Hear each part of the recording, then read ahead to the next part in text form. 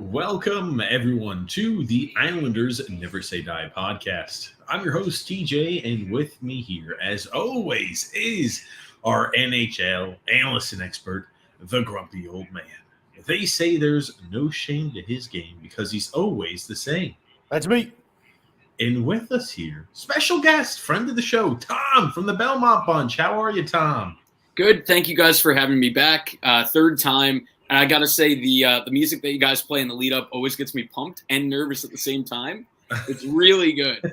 So I'm ready to go here. We have plenty to talk about. And the Islanders, there's a lot of stuff going on. I was about to say, hey, you know what? It's nice to have some information to talk about the Islanders and not have to wait until, I don't know, October. What, Grumpy? When did we get these announcements as of recent from Lou Lamoriello when he's determined to give that, in years past, the last few years? It's been kind of late in the year. It's interesting to have a whole bunch of information this early on, Grumpy. Really? What's the difference? Until 2 years ago, that's how he's always done it. Well, I'm saying it's nice that we get to talk about the poor decisions or the poor length that he gave on all these contracts all year long. We don't have to speculate how long the contract's going to be or what the dollar amount is. We have it already, Grumpy. Well, the lapdogs in the media will just slurp up anything he says. It's like, oh, he's so smart. He's 80. Okay, he's not that smart. Maybe he's just forgetful. I mean, there's another big possibility too, right? But here's the thing. Maybe he did it earlier this year because then the shock of giving everyone 7-year deals will wear off by the time training camp starts. I think that's what he's thinking. Might as well just throw it out there because we're certainly not doing anything else this offseason. That's it. Offseason's over with. Oh, Grumpy, come on now. It wasn't even an offseason. We just signed our own guys back and we just move along. Well, hold on. Okay, Grumpy, hold on. You got to at least Grumpy, we haven't even done the intro yet, Grump. What are you doing? You asked me a question. You asked me a question. I said, how are you doing, Grumpy, I think is what I said. No, you didn't. You said, isn't it great to have this information so early? That's what you said, and I answered the question. You don't think it's good? Well, I guess I disagree. But for those of you who are new to the channel, welcome. This is a twice-a-week All Islanders podcast that takes place every single Wednesday and Saturday at 8 p.m. Eastern Standard Time. So if you're new to the channel, there's a few things I ask of you. I implore, I encourage you to subscribe on YouTube, to like on Facebook, and to follow on Twitter. Also, if you like the content we put out, leave a thumbs up. Apparently that helps the algorithm. It helps get this true message of the Islanders and, what the viewpoint looks like for the team. Helps get that true message out to the masses. And for those familiar with Tom, who've seen him on our show in the past, or maybe you haven't, maybe this is your first time, you have to check out the Belmont Bunch. You can find him. He does, again, like you could see, they do recaps after every game. So if you just can't get enough Islanders action and you say, hey, two podcasts a week of 3 hours, not enough Islanders action, the Belmont Bunch gives you action after every single Islander game. You can find them on YouTube. It's linked in the description below. The Belmont Bunch, you can find them there on YouTube and on Twitter, which is also linked in the description below. But is there any place else, Tom, that we can catch you other than YouTube and Twitter? Yeah, mostly Twitter right now. I'm trying to get the podcast going again. We took a little bit of time off in the playoffs, partly because our buddy Sterling, who became the third member of our crew on that, he's a Panthers fan as well. And so he was, watching the games and enjoying their run. So he's had a lot of good runs in the last 5 years now, having the 2 Islander ones and now the Panther one. But yeah, we want to get back to the podcast hopefully soon, get an off-season one going. Last year we did not after every single game just because I got a new job and it was a different situation. But now a year in, more established, I'm hoping to get back to some kind of recap video after every game. We had like a 3-year run where I didn't miss a game. So I'm trying to get back to that. And hopefully, it's a fun season to watch and it's not, me just droning on. I tell you, Grumpy, 3 years. Grumpy, we never miss a show, right, Grumpy old man? We never skip not a one show. Isn't that right, Grumpy? I don't skip any shows, but I can't say that about my co-host. I was about to say, be on the lookout. The reason I mention that is because good segue in. Probably will not be having a show this Saturday. Right, Grump? Well, Grumpy and I have to discuss. Grumpy's on the No, movie. we're not doing a show Saturday. Okay. No, Grumpy's canceling our show. Look at Grumpy canceling our show over here. But no show this Saturday. But doing 3 years straight is, that's impressive. That's impressive, Tom. But you can find all the links in the description below. YouTube, Twitter. It's a good place to check out Tom and the Belmont Bunch. It's a fun time to listen to, and I like the recaps. Sometimes you get those really agonizing losses or really amazing wins. It's nice to capture the emotion of it right after the game, which is always great. That's what I love about it. Maybe we will have a show on Saturday. Okay. I'm glad that's what you took away from it. But also one more piece of housekeeping item. Or one more housekeeping item. We also do have a secondary podcast called TJ and the Grumpy Old Man. Grumpy, what's TJ and the Grumpy Old Man? How would you describe that to the unaffiliated? It's a show where TJ is a tyrant and he's dictatorial in his views and what I'm allowed to say, what I'm allowed to do. We have Son X on there. We talk about sports, but we talk about other things too.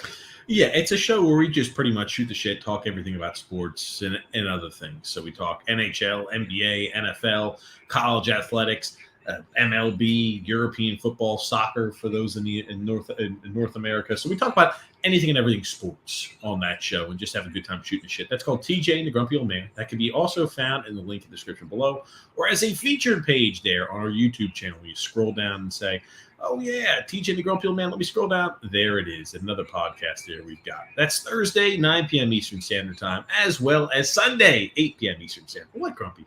Those times are flexible as well. They're Grumpy. Never on time. Never. We're on Lombardi time, Grumpy. We're usually 5 minutes early. I told Tom, I said, told be ready. Me today, we were starting the show today at 7:30, and here it was after 8 o'clock before it started. I told Tom the same thing, too. That's all right. I wasn't doing anything. I was playing some Fallout. What can I say, Grumpy? I run a little late. My apologies.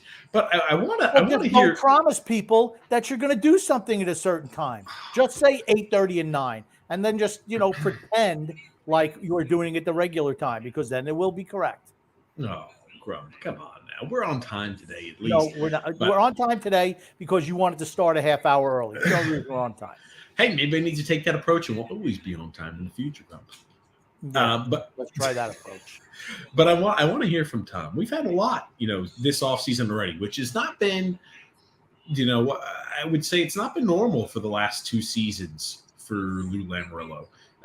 We're at a spot to where we have a lot of our signings, I think, done already for the year. I think the majority of the offseason is all squared away, but I want to get your opinion, Tom. We've had a little bit of time to relax, kind of let our hair down after that Saturday where we had the call-in show. People got to air their opinions and thoughts there on those signings, those long-term deals given to Mayfield, Engvall. But Tom, I kind of want to hear your thoughts. What did you think about the deals that the Islanders re-signed existing players to?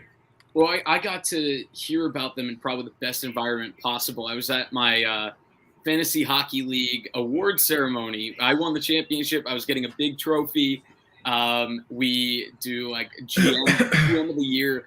It's a lot of fun. It's a 14-team league, so there's a lot going on. And so it's 14 Islander fans, 14 rabid Islander fans hanging out, keeping an eye on their Twitter feeds because we had our draft that night too. And as the news comes in, we see the guys are signing. We don't see the numbers yet. And just seeing the guys that are signed, it's like, okay, all right, not bad. Sorokin's number comes in. Amazing. Everybody was so happy with that. I really don't know. I know Phil's Fax has talked a little bit about maybe you trade him, but obviously that's kind of gone now. But, Phil's Fax thinks that with Mitch Korn, you can turn any goalie into, dynamo. But I love having Sorokin here. I think it's almost like overkill how good he is. But that contract, love it to bits. The Varlamov one comes in, and I was thinking 2 years, $2 million. I saw 4 and closer to 3. And I think if I would have loved to see Lou get it to 3 and just be like, 3 is the farthest we're going. I know you're buddies with Ilya, but you are 34. I want to just double check that. I got the cap. 35. He's 35. He's 35. So, yeah, I would have loved to see that stay at 3 at the max. So you guys talked about it's not really the money, it's the term. And I agree on that Varley one. It's a little bit too much. I don't know what we're doing with the no trade clause. He has look at this. He has a full no trade clause the first 2 years of that deal. Yeah, and I don't think he's going to be tradable in the back end of that because look, I don't think he's bad at all yet. I think he's still a pretty good goalie. But he's a backup. I think we're seeing the decline start, and I do not think anybody's going to want any part of 2.75 in the last 2 years of that. Unless they're very desperate, unless they're the Edmonton Oilers, and once again their goaltending fails. So he's a backup. Yeah, he's a backup. I don't know why we're giving out these trade clauses. That was the one thing I was generally positive. Somebody asked me to give a grade for the total on that day, and I gave it a B. It's still in that area, maybe a B minus, C plus. But so yeah, the Varley one, don't love. What was that? Engvall. The Engvall one, it seems I'm more on the positive side compared to most. I see him as a middle six forward. That $3 million a year. Again, it's like a lot of term. He is 27, so you're going to have him for his prime, whatever that looks like. It looked good to start last year with the line mates he had, and it looks like he'll be starting with them again. So I'm curious to see how that works out. Was that just a flash in the pan? He looked really good because he's able to forecheck, and he's one of the few Islanders that can really, really sleep. Grumpy, last week you talked about we have like 3 guys that can transition, and I fully agreed with the 3 that you put up. It was Dobby, Barzy, and Engvall. And so it is nice to have a third one of those because I kind of think he took the place of Bo, and he's cheaper. So if you look at it from that perspective, I like it. And I do think he might be more consistent offensively. So I'm fine with that one. I think that's the kind of deal where every other year, it's going to look like a great deal. It's going to look bad, but I don't think it's ever going to be like awful. And then we got to Mayfield. Mayfield's the one that obviously is the most dangerous, the most high risk, because TJ, I think you made a really good point last week. And it seems like we all agree on our feelings on Scott Mayfield. I really like him as a player as well. I do not think his style is going to age great. So 7 years is a lot, and I fully agree with that. I think the number isn't bad at all.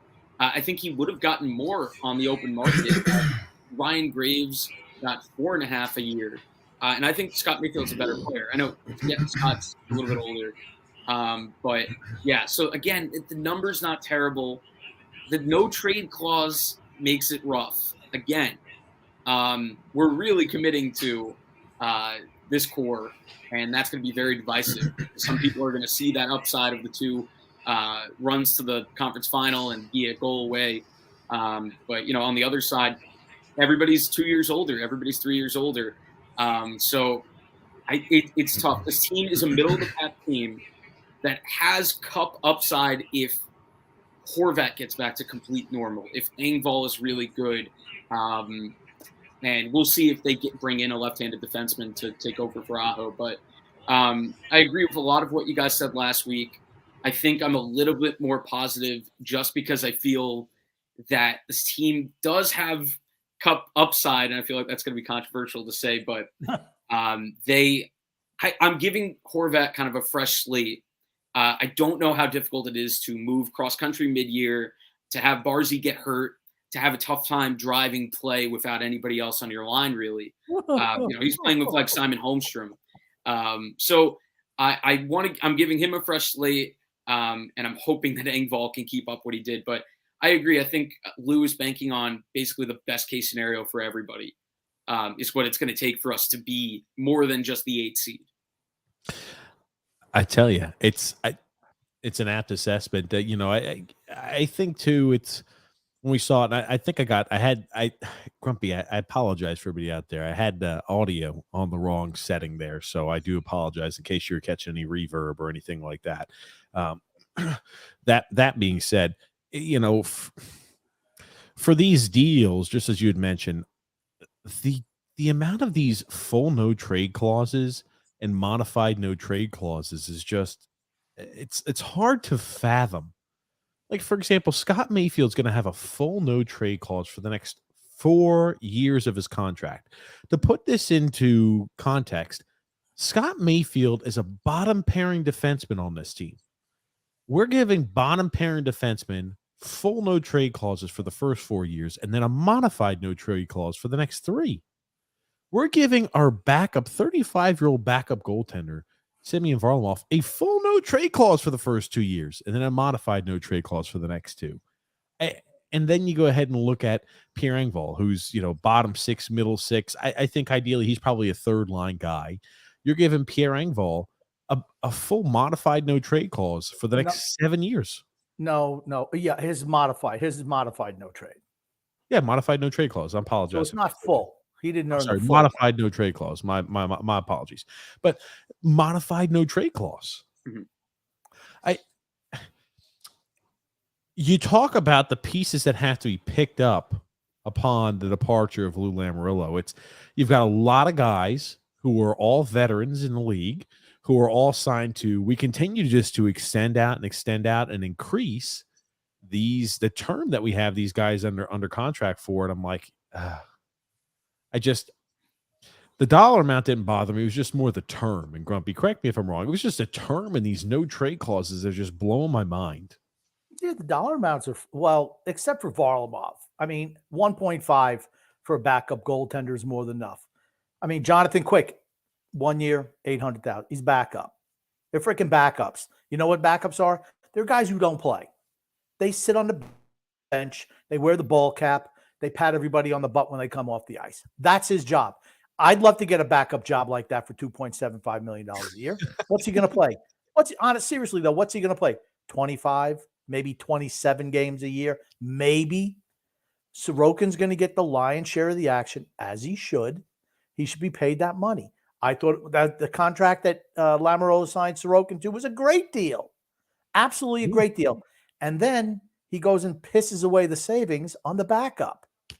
We see it time and time again. To me, that's the frustrating thing. Is like, okay, now, Tom, you say you're happy with the signings.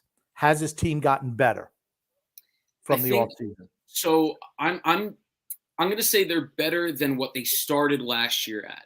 Right. Has his team gotten better from the end of last season? Because you can't go back to. Has the team gotten better from the end of the season? I would say no, because it is the same exact team. They brought in Julien Gauthier though, so now we're going to the Cup. Although I do, it's funny because I do actually like that as a depth little thing.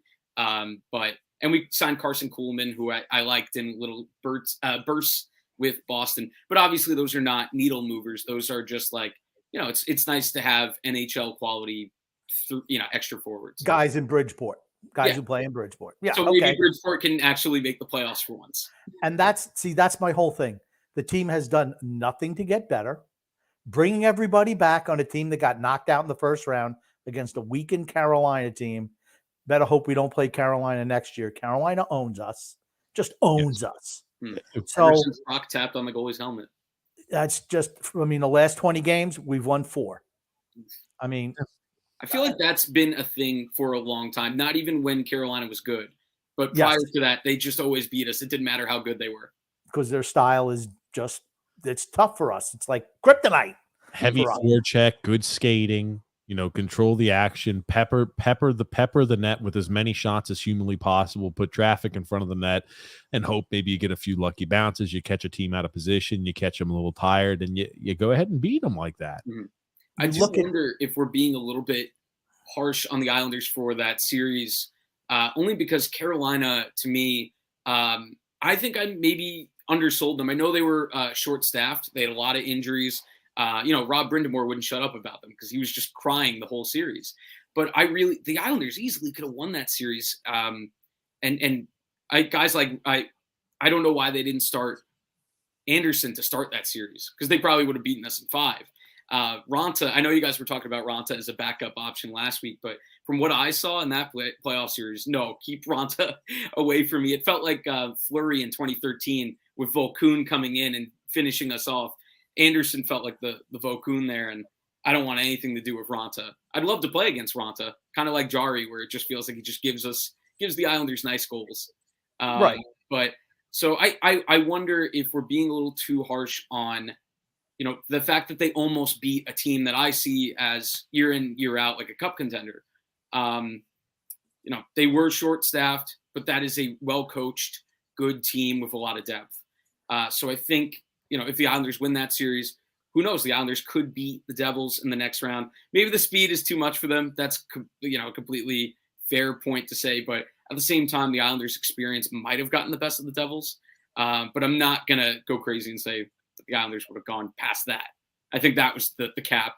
And I think that's fair that a lot of people are frustrated, because it feels like that's the cap right now. Is like maybe win a series. So I do, if they had brought in Debrincat, I would have been excited and felt like the upside had been stretched a little further. So I do completely understand the people right now that, last week we had people calling in, sing All By Myself, and like they were going to kill themselves. I get it. But I'm also a Yankee fan, and like they're like frustrating as hell. And they're a team that I feel like is almost in the same spot where they're willing to be good, but they're not willing to be great. Poorly built. Yankees have a little bit more heart. Yankees are poorly built. And, the thing with the Islanders, okay, coulda, shoulda, woulda. They played a team that was missing 3 of their top 6 forward group and playing a backup goaltender, and they lost 4-2. And let's be honest, Sorokin won us game 5 all by himself. Antti Raanta in the games that the Islanders won, letting goals, I don't know how many, 3 or 4 goals go right through his body. The bullet goal in game 1, which never left the ice and looked like it went top corner because Raanta flicked it top corner. Yeah, so to me, you get no kudos for getting beaten the first round against a team that was banged up. If they had Pacioretty and Teravainen for the full series and Svechnikov, that's a sweep. That's a sweep.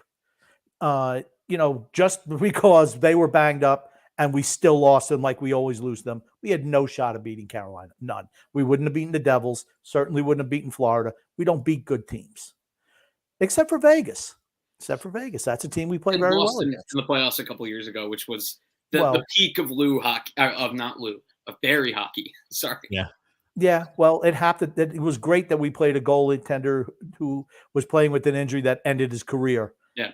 It helps. The same thing, we beat Tristan Jarry that year. Well, you know what? Tristan Jarry is Tristan Jarry, and he sucks and blows. He's great. I love that deal for us. I like the things that Pittsburgh did, except for the goaltender. Yeah, I didn't love the Ryan Graves one either, but the Jari one, it's so frustrating. It must be so frustrating as a Penguins fan to see that he finishes the year with good enough numbers that Jari can go, wait, I don't suck, but he does suck against specifically the Islanders and anybody in the playoffs. So, the big games he's losing. So that deal, I think that's like the second worst deal of that day. I think the worst is probably Killorn, who at 34 somehow got like a 4-year deal from Anaheim. So, I mean, thankfully there were some, if you didn't like the Islanders moves, there were worse ones out there somehow. Sure. Not many. There were 4 deals that the Athletic did an article. There were 5. What were the 5 worst deals of the day one? Number 1 was Alex Killorn. Yeah. Number 2, Miles Wood. Absolutely. I mean, Number 3, real quick on the side for Miles Wood. Think about how much Miles Wood got for how injury prone he is as well. 6 years. 6 years. I think teams just see that speed. It's kind of like how Eric Goodbranson keeps getting contracts because he's got a physical part of him that like the league loves. Oh, he's huge. I don't care. Like, what do you get? Like 4 years? He's terrible. I don't know what GMs you can almost like. There's no predicting what GMs are going to give to guys because everybody values everything at such a different level that you'll get Eric Goodbranson signed for 4 years and Miles Wood gets 4 years. I don't understand. It's you could find any GM in the league and dump a contract on them like we did with Bailey in Chicago. So it makes me think that pretty much every deal is movable considering some of the GMs we have in the league. And then number 3 actually was the daily double for the 3rd and 4th worst, and it was Mayfield and Engvall. And I would put Varley as worse than Engvall personally. Well, I'm just saying what the athletic experts say. Oh, okay. It was Mayfield. They said they're just rule number 1 is you don't give long term to guys who are just they didn't use the word role players, but like just filler on the roster. Mm-hmm. And he just ignored that. And one of the other big losers was the next general manager of the New York Islanders, because he's going to have to come out and try to dig out from this Chernobyl-like rubble that Lou Lamoriello is perpetrating on the fan base. I mean, those are just facts. You think Lou's going to say sorry to Chris? I think Fredo. I don't think that Fredo will be the new general manager. I don't think he'll be the new GM. I think that ship has sailed. After we see the team spiral into the lottery, being a lottery pick within the next couple of years, we're going to be a lottery team. Why? Because you keep on signing these same over veterans who are just guys. They're Jags. You just sign them for long-term deals. It hamstrings you moving forward. Yeah.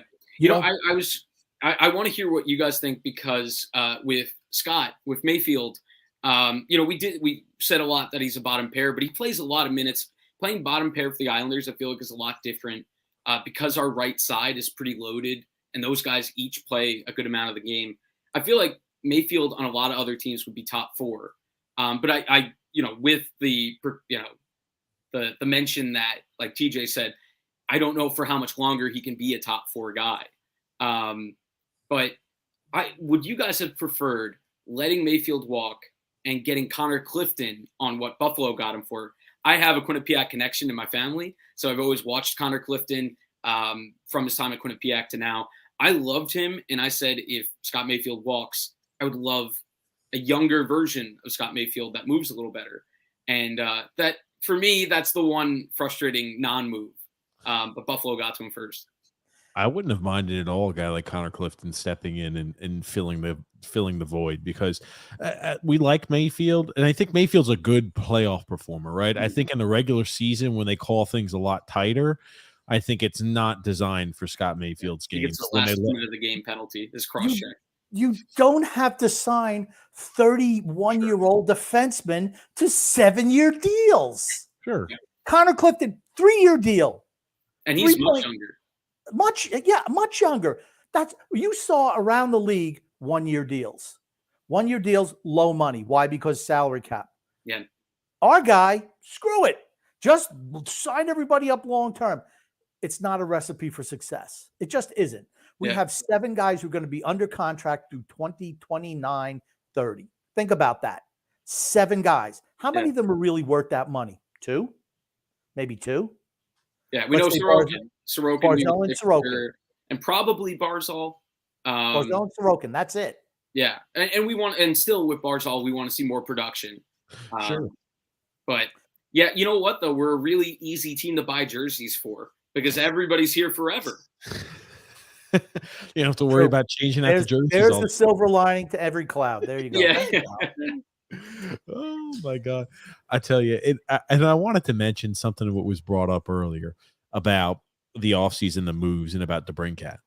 Now, there are a lot of fans out there who are still expecting high, thinking, hey, we can't get Debrincat. And look what the lineup would look like, if we were to start roster baiting and waking up on Christmas morning, what would it look like? And people are trying to do every sort of mental gymnastics they can in order to fit him in the lineup. But as you could see, just with the amount of cap space the team has, you'd have to move the equivalent of like $8 to $9 million off the books. Mm-hmm. And in order to do that, it's Jean-Gabriel Pageau plus, and like Phil always says, it's going to have to be Noah Dobson. Now, we could sell high on Noah. I feel like he's just one of the consistent whipping boys. But, hey, you could sell high on a guy like that. He's going to be making $4 this next year. And, hey, that's going to free you up enough space in order to do X, Y, and Z. The long story short, the team, if they wanted to go ahead and bringing Debrincat. They would have to free up so much cap space. I just don't see it being a possibility. Yeah, I think for the Isles also, it's kind of like you're going to plug a hole in one part of your boat and then open up another. Because, I mean, Pajot has not, for what he makes, the offensive production is kind of dried up. He's still great defensively, but, if you do trade Pajot in a deal for Debrincat and you're able to clear out the rest of the money, who's playing third line center next year? I guess Zizekas is moving up, and then you're probably signing somebody at league minimum and hoping. So it would open up another issue with the team. It would make us, like you said, you'd be able to roster bait. That top six would be so much fun to talk about and to look at. But the bottom six would be very dicey. So yeah, it doesn't feel like maybe that's the best move for the Islanders at this point. And it sounds like that we don't have to worry about it because it sounds like Debrincat's like halfway to Detroit based on the way people are talking. Maybe this puts us down a path to trading for a left-handed defenseman and, having Sebastian Aho not have to play as much, which I think a lot of people would like. I just want to touch on that article from The Athletic. Hold on, Grumpy. You're not going to let me. Oh, wait. You could touch on it in a second. I want to respond to what Tom said because I know you must have been pulling up the article. That's fine. Yeah, I think he is. That's the rumor. He's going to be headed there to Detroit. Look at the cap space we have. Do not have enough cap space in order to make that work, especially long term. It's not going to work there. We'd have to free up a substantial amount of cap space in order to make a deal like that work. It's not just going to be Jean-Gabriel Pajot. And here's the thing. People think about this, and I'll say heed the warnings that we've given in the past, because when you were so giddy over a trade for Bo Horvat and the signing of Bo Horvat, you've went ahead and closed any opportunity you could have to get a guy like Debrincat. And could you imagine Matt Barzal and Debrincat on the same line? Those are two guys who I think their stylistically, they fit more like a glove than Bo Horvat and Matt Barzal. And I just think to myself, I'm like, what I wouldn't do to have, if we could have had Debrincat instead of Bo Horvat on a similar deal. And, if he costs around the same exact amount at the end of the year, how much better that would bode for long-term success for the Islanders. He's a lot younger also. 25, I think, 25 years old. Yeah, I mean, he's 3 years younger than Horvat. But I'm like Tom. Horvat gets a clean slate for me this year. I'm much higher, as people on this podcast know, I'm much higher on Bo Horvat than TJ is, but he's not worth 8 years, $8.5 million. Not that much. No. Yeah, they paid for his peak, which is not really what you want to do. You want to try to temper that a little bit. It seems like the negotiations keep going the players' ways. It's because he's an old man and he doesn't want to bargain anymore. That's what it is. Yeah, just get it done. Just, okay. Yeah, whatever. Just give him the money.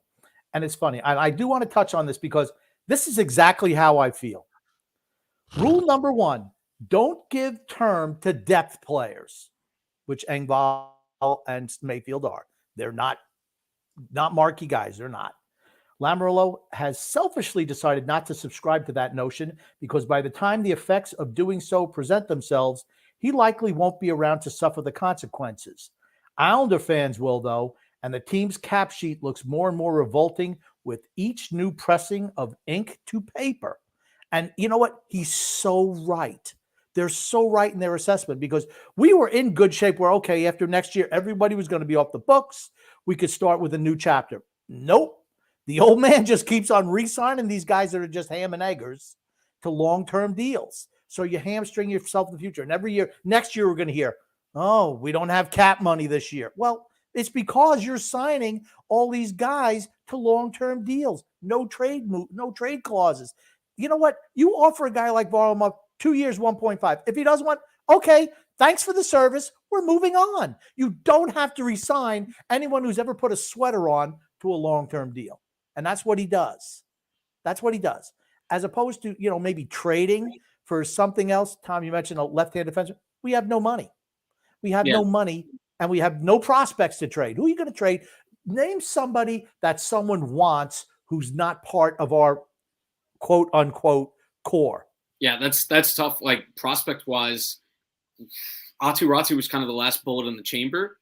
So unless a team is like really, really high on who's the left-handed defenseman? Samuel Bolduc. Yeah, unless the team's like really high on him, which I don't think would be the case after watching that Montreal game and the goal that he was responsible for giving up with that lack of effort on the, I think it was Suzuki one-handed goal. I was at that game, so that was rough. But yeah, I don't think there's a bullet in the chamber.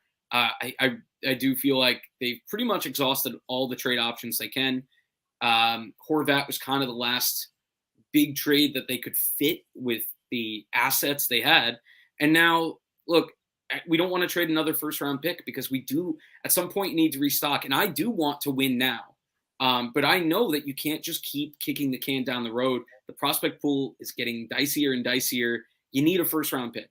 And I think we need to draw the line and not trade another first-round pick unless you're getting back like a guy that's like 22 and he's going to be on your team for the rest of his prime. But that's an extremely rare scenario. So right now it kind of feels like this is what we have. This is what it's going to look like. And we're, going to have to hope for the upside in this team. And that's not the best way to, and Lou, didn't he talk about like a couple weeks ago, like, yeah, I think I could have done a few things better here and there in terms of like keeping money down and this and that. No, he never missed to make a mistake. Yeah. Never, so never. I it's a tough spot. It's a really tough spot because they're not going to be bad enough to for that first round pick to be, like a given. I mean, nothing's a given. Like you saw how Arizona drafted this year. Teams go off the board and stuff like that. But the Islanders are going to have to be so precise with their draft picking. And they've had to because the last few years they haven't had their first round pick. And they keep drafting guys with not like Danny Nelson, who we took this year. I'm not hearing a lot of upside with that. I heard Barry Trotz in Nashville talking about how he wants to take huge swings and he's okay with missing, if he's going for talent. It feels like the Islanders are aiming for middle six guys. And that's it. There's no elite talent coming in. What type of safe pick and steady Eddie can I draft that's going to be consistent possibly? That's what they're looking for. And it's like, you got to take chances at this point. I think our first round pick is as good as toast this year too. I absolutely agree. We're going to go 5 years in a row without a first round pick. I think that right now I'd say 90% chance that pick gets traded, unless we're so bad that. All right, but here's the thing: we don't even have any UFAs going into next year. Everybody's locked up. Yeah. No one's coming in to save this team. No, there are going to be no moves to improve the team. You can give up a first round draft. Like the most you would get is Parise coming back, and it doesn't seem like that's happening right now. I mean, you have to sign Wallstrom back, right? Yeah, I don't know what's going to happen. Like there was that talk. I think it was Elliot Friedman was talking about like Wallstrom. Like there was a rumor about him asking for a trade, but it was debunked. If I were Wally, I think I would maybe want out just because it doesn't seem like the team, and I don't think he's that great either. I kind of, he doesn't skate like an NHLer. Last year he tried to lay a big hit and managed to get himself hurt. Like, I don't know what he does that well outside of occasionally snipe one. And that's not enough. We need to score more often. We need more depth scoring. And for Wally, I see him as, he's got no leverage, so he's going to make nothing on this next deal, whatever it is. And then I almost feel like you just hope he has a halfway decent year and you're able to flip him. Because I think maybe you take advantage of other teams, seeing the pedigree of first round pick. And I don't see Wally as like an Islander long term. No, and I think it's because of the injury. I think also we utilize him wrong. On a team that has a different scheme, I think he's a better player, without a doubt. Maybe. I really am curious. It kind of feels like a guy that I want to see go for the better of his career and see what he can do. That didn't work so well with Kiefer Bellows. I don't think Wally's as bad as Kiefer Bellows, but Wally, I don't feel like he does a thing that well. Like, look at Miles Wood basically got paid just for being kind of fast. Guys can have one thing, and if they're just like good at that one thing, And even if they're a bad player otherwise, like they can get paid just on that. And I don't feel like Wally has done any one thing well enough that anybody's going to be that interested in him and that the Islanders could even utilize him that well. For me, it's shooting the puck. That's what he does well. He puts the puck in the back of the net. But you got to put him in spots that accentuate his talent. He's not. You want to see him like with Barzy, maybe on the first line? Yeah. I mean, I think where else is he going to play? Yeah. As of right now, it looks like third line right wing with, I guess, Pageau and I don't know who's the left wing on that side right now. Is it going to be Holmstrom? And Holmstrom is not an offensive player. He's a defensive player. So Holmstrom is a nothing. He's I do. Look, I met Holmstrom, and if he's watching, thanks for taking a picture of me. No, but Holmstrom feels like he is going to be maybe the next fourth liner for us to take over for Clutter on the right side. And I wouldn't be angry at that because he'd be younger, more fleet of foot. Nobody can instigate like Clutter, and I know Holmstrom won't do that, but I see like Holmstrom as like a fourth liner of the future. I don't know. I do want them to kind of break up the fourth line.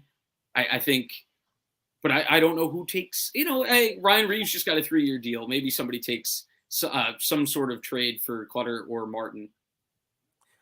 No one's going to trade for Clutter, Buck, or Martin. They're in the last year of their deals. They're not going anywhere. They'll be there opening night. They'll be your starting fourth line again for the 10th straight year. That third line is going to be Pageau and we don't know if Parise is coming back. Supposedly the door is open for Parise. Okay, so let's say Parise comes back.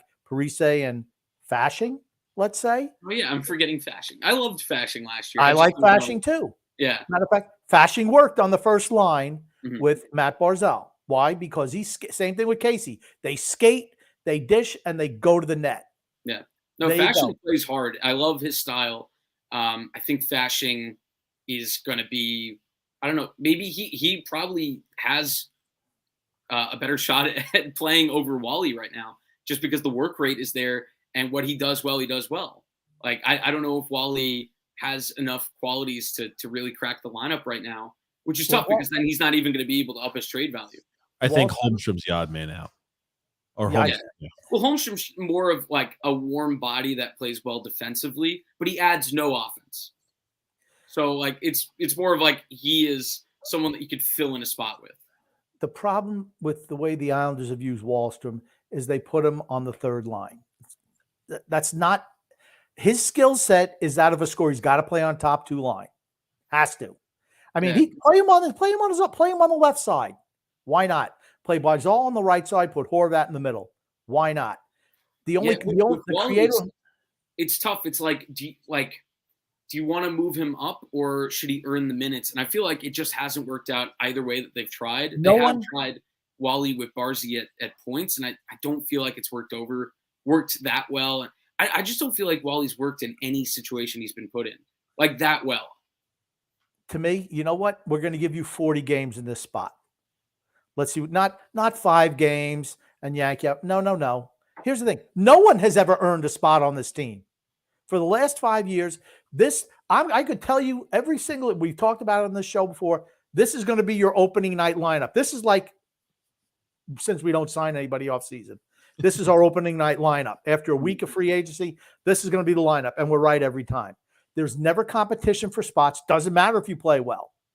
These are the guys they're putting there. And Wahlstrom might not be part of that. I bet they already have their lineup written out for opening night. Already written out. There will be no competition for spots. I think you're right there too, Grump. It's it's unfortunate too, because I feel like the opinion on Oliver Wahlstrom has soured for a lot of Islander fans just because obviously had high expectations. He got how long was he healthy for last year? Was it like 20 or 30 games? I'd have to even look it up. Not enough. I mean, he went out early, and I thought he started the year pretty well because they were playing a more up-tempo style. 35 games. 35 games, and then he got hurt. I mean, but he started off the year, he was on the power play unit. He was scoring goals on the power play. Then all of a sudden, for who knows what reason, off the power play. Talk about a that's power right, play. that's right. He was. That's right. He wasn't even on the second line of the power play. He was just completely removed from the power play, playing 12 minutes a night. Yeah. Talk about a guy whose skill set dictates he should be on the power play. I mean, we don't score on the power play. You got Ryan Pulak playing on that side. Ryan Pulak couldn't hit the ocean if he was standing off the end of the pier with a puck. No. Okay? Wahlstrom needs to be there. I mean, we don't utilize our talent. And I think if you get in the doghouse with this team, you're never to be seen from again. Like I said, it's just frustrating. It's just frustrating. And people want to dismiss Wahlstrom. Well, if you want to trade Wahlstrom, you better get his value up. You can't trade. They keep on trading guys when they have the lowest possible value. I mean, if you want to trade, like I've always said, trade Bailey after the first playoff run we had however many years ago. Move Bailey because you know what? He's never going to have more value than he has now. Did they do it? Nope. They rode his mediocre, shitty career. They just rode it out till the end of the road, and then they had to give up assets to get him off the team. I would have bitten the bullet. Suck it up. You're going to ride them. You're going to play in the minors this year. We're going to take the $1.5 million cap hit, and we're just going to eat it. That's going to be it. I'm not giving up any more assets to move guys. Why do we have to do that? Because the general manager keeps on signing guys to long-term deals for too much money. And then, you don't have the money. Well, you didn't have to sign Clutterbuck back. You didn't have to sign Matt Martin back to a 4-year deal when he was 32. You didn't have to sign Clutterbuck to a 2-year deal when he was 34. I mean, those little things that I keep saying, well, it's only this much. No. And this year, Varlamov, same thing. You didn't have to sign him to 4 years for 2.75. 2 years, 1.5. You don't like it? Thanks for your service. Move on. Engvall, we like you. $3 million for 2 years. Show us you can continue doing it. There you go. Mayfield, we like you. 3.5 for 2 years. Look at what everybody else in the league did. Blake Wheeler, 1 year, $800,000. Rangers can't field a team. We keep on hearing that people. Rangers can't field. Well, they were able to field a team. They signed guys who are proven NHLers for vet minimums. Not us. A top 6 player like that. And we did that a little bit. We did a little bit of that there with Zach Parise. Why couldn't we get Sean Monahan on this team? Why couldn't we have went out for Sean? I know he already signed the contract. Okay, but still, you could have put it out there that you were interested. Why not give us Sean Monahan? I'd much rather give Sean Monahan 2 years, $6 million than sign Pierre Engvall 7 years for $3 billion per. I don't know. I don't think with the injury history with Monahan, I was never really interested in him. The free agent market was pretty bad. Yeah. I think we still overpaid. We still overpaid and gave too much term. I'll bet you our guys had no interest. Here's the thing. Engvall, I guarantee you, had no interest. Well, Mayfield probably did. Mayfield definitely would have had interest. And I think Elliot Friedman, it's funny how quickly the Islanders must have curbed that, because Elliot Friedman said something to the effect of, there was one team I talked to. They were interested in Mayfield. They said, we're not even talking. He's going to be an Islander. And then the next day he was an Islander. The Islanders, it's almost like we're the opposite of Vegas. Vegas has not really shown a lot of loyalty to their players, and they've been very cutthroat, and they've gone for those home run moves, but they got a cup out of it. It's tough because I think a lot of people, that's frustrating to see a lack of loyalty to your players. But I think the Islanders, it's the opposite. The Islanders are way too loyal to their players, to the point that it's a detriment to the future of the franchise. The no trade clauses, the no trade clauses pretty much take the ability, any ability to get rid of those contracts off the books, because the no trade clauses are in their full effect for the most part during the years where they would be tradable. Yep. So those guys are here. That's happening. And we don't want to buy out because we know, how difficult that is. To me, the term is just inexcusable. Just inexcusable. So Mayfield's going to be here until he's 37. Engvall till he's 35. I'm sorry. They're just not that good. They're just not that good as players. It's not like we're over here signing guys we just signed Austin Matthews to an 8-year extension or a 7-year extension, or hey, Nylander 7-year extension. We're signing guys like Pierre Engvall 7-year extension, Scott Mayfield. I'm like, Jesus Christ. The fan base gets excited. Go ahead, Grump. Tom, I read the article about Engvall, and I'm serious. I saw it. I said, I'm like, oh, Pierre Engvall. I said, okay, great. And I'm just looking for the number. I'm like, 7 years. I said, that can't be possible. I'm scrolling down, look for the dollar amount. Then at the bottom, I'm looking at signed Sorokin to 8 years and Mayfield to 7 years. Varlamov 4 years. I'm like, this has to be the Onion putting this shit out because there's no way on God's green earth that for somehow we're signing these guys back to that type of term. And also on a team that just isn't that good. We are not good enough. And here's it. No offense. I'm going to throw some offense your way now. Now, you ever notice when somebody says no offense? That means I'm coming to bury you. No offense. The Islanders they're not contending for a cup. Ever. For the next 10 years, we will not be contending for a cup. No shot. Zero, zippo, nada, nothing. No shot. I would say it's non-zero mostly because of Ilya. Ilya has the ability to do what Bobrovsky did last year, but finish it off because he's actually good and he isn't ancient. So, like, it's like, what are the odds of that happening? Pretty low. Like that run by Florida was pretty low, and that's going to be. I feel like teams around the league are going to get the wrong message from what Florida did. I already saw, like, apparently Vancouver thinks they can compete this year and do what Florida did. Unfortunately, I think the Islanders have a little bit more credence to it because they've actually gotten that far a few times, not to the cup, but a goal away. But yeah, maybe the Islanders saw what Florida did and said, and Lou being how old he is and knowing how much time he has left, Lou signed guys to deals he knew he wasn't going to see the end of, and probably wasn't going to see the halfway point of. That exactly. I mean, when do they just take Lou out behind the barn and put a bullet behind the back of his ear? I mean, they're just afraid of him. Which, well, you know what? I'd be terrified of him too. If I was ownership, I'm like, dude, you're not doing. First of all, I said last year he should not be allowed to make any trades. They should have brought in a young assistant and just groom him on the spot and move the old man out. Period. They seem like they've doubled down on this guy. And, the only ones who are going to be paying the price are the fans. That's it, just the fans. Because when the team's back in the lottery, which we will be before you know it, within 2 years, that 2025 first-round pick you gave up for Bailey, that's going to be a top 40 pick, without a doubt. That'll be a top 40 pick. So, like, I've got to address a few things too.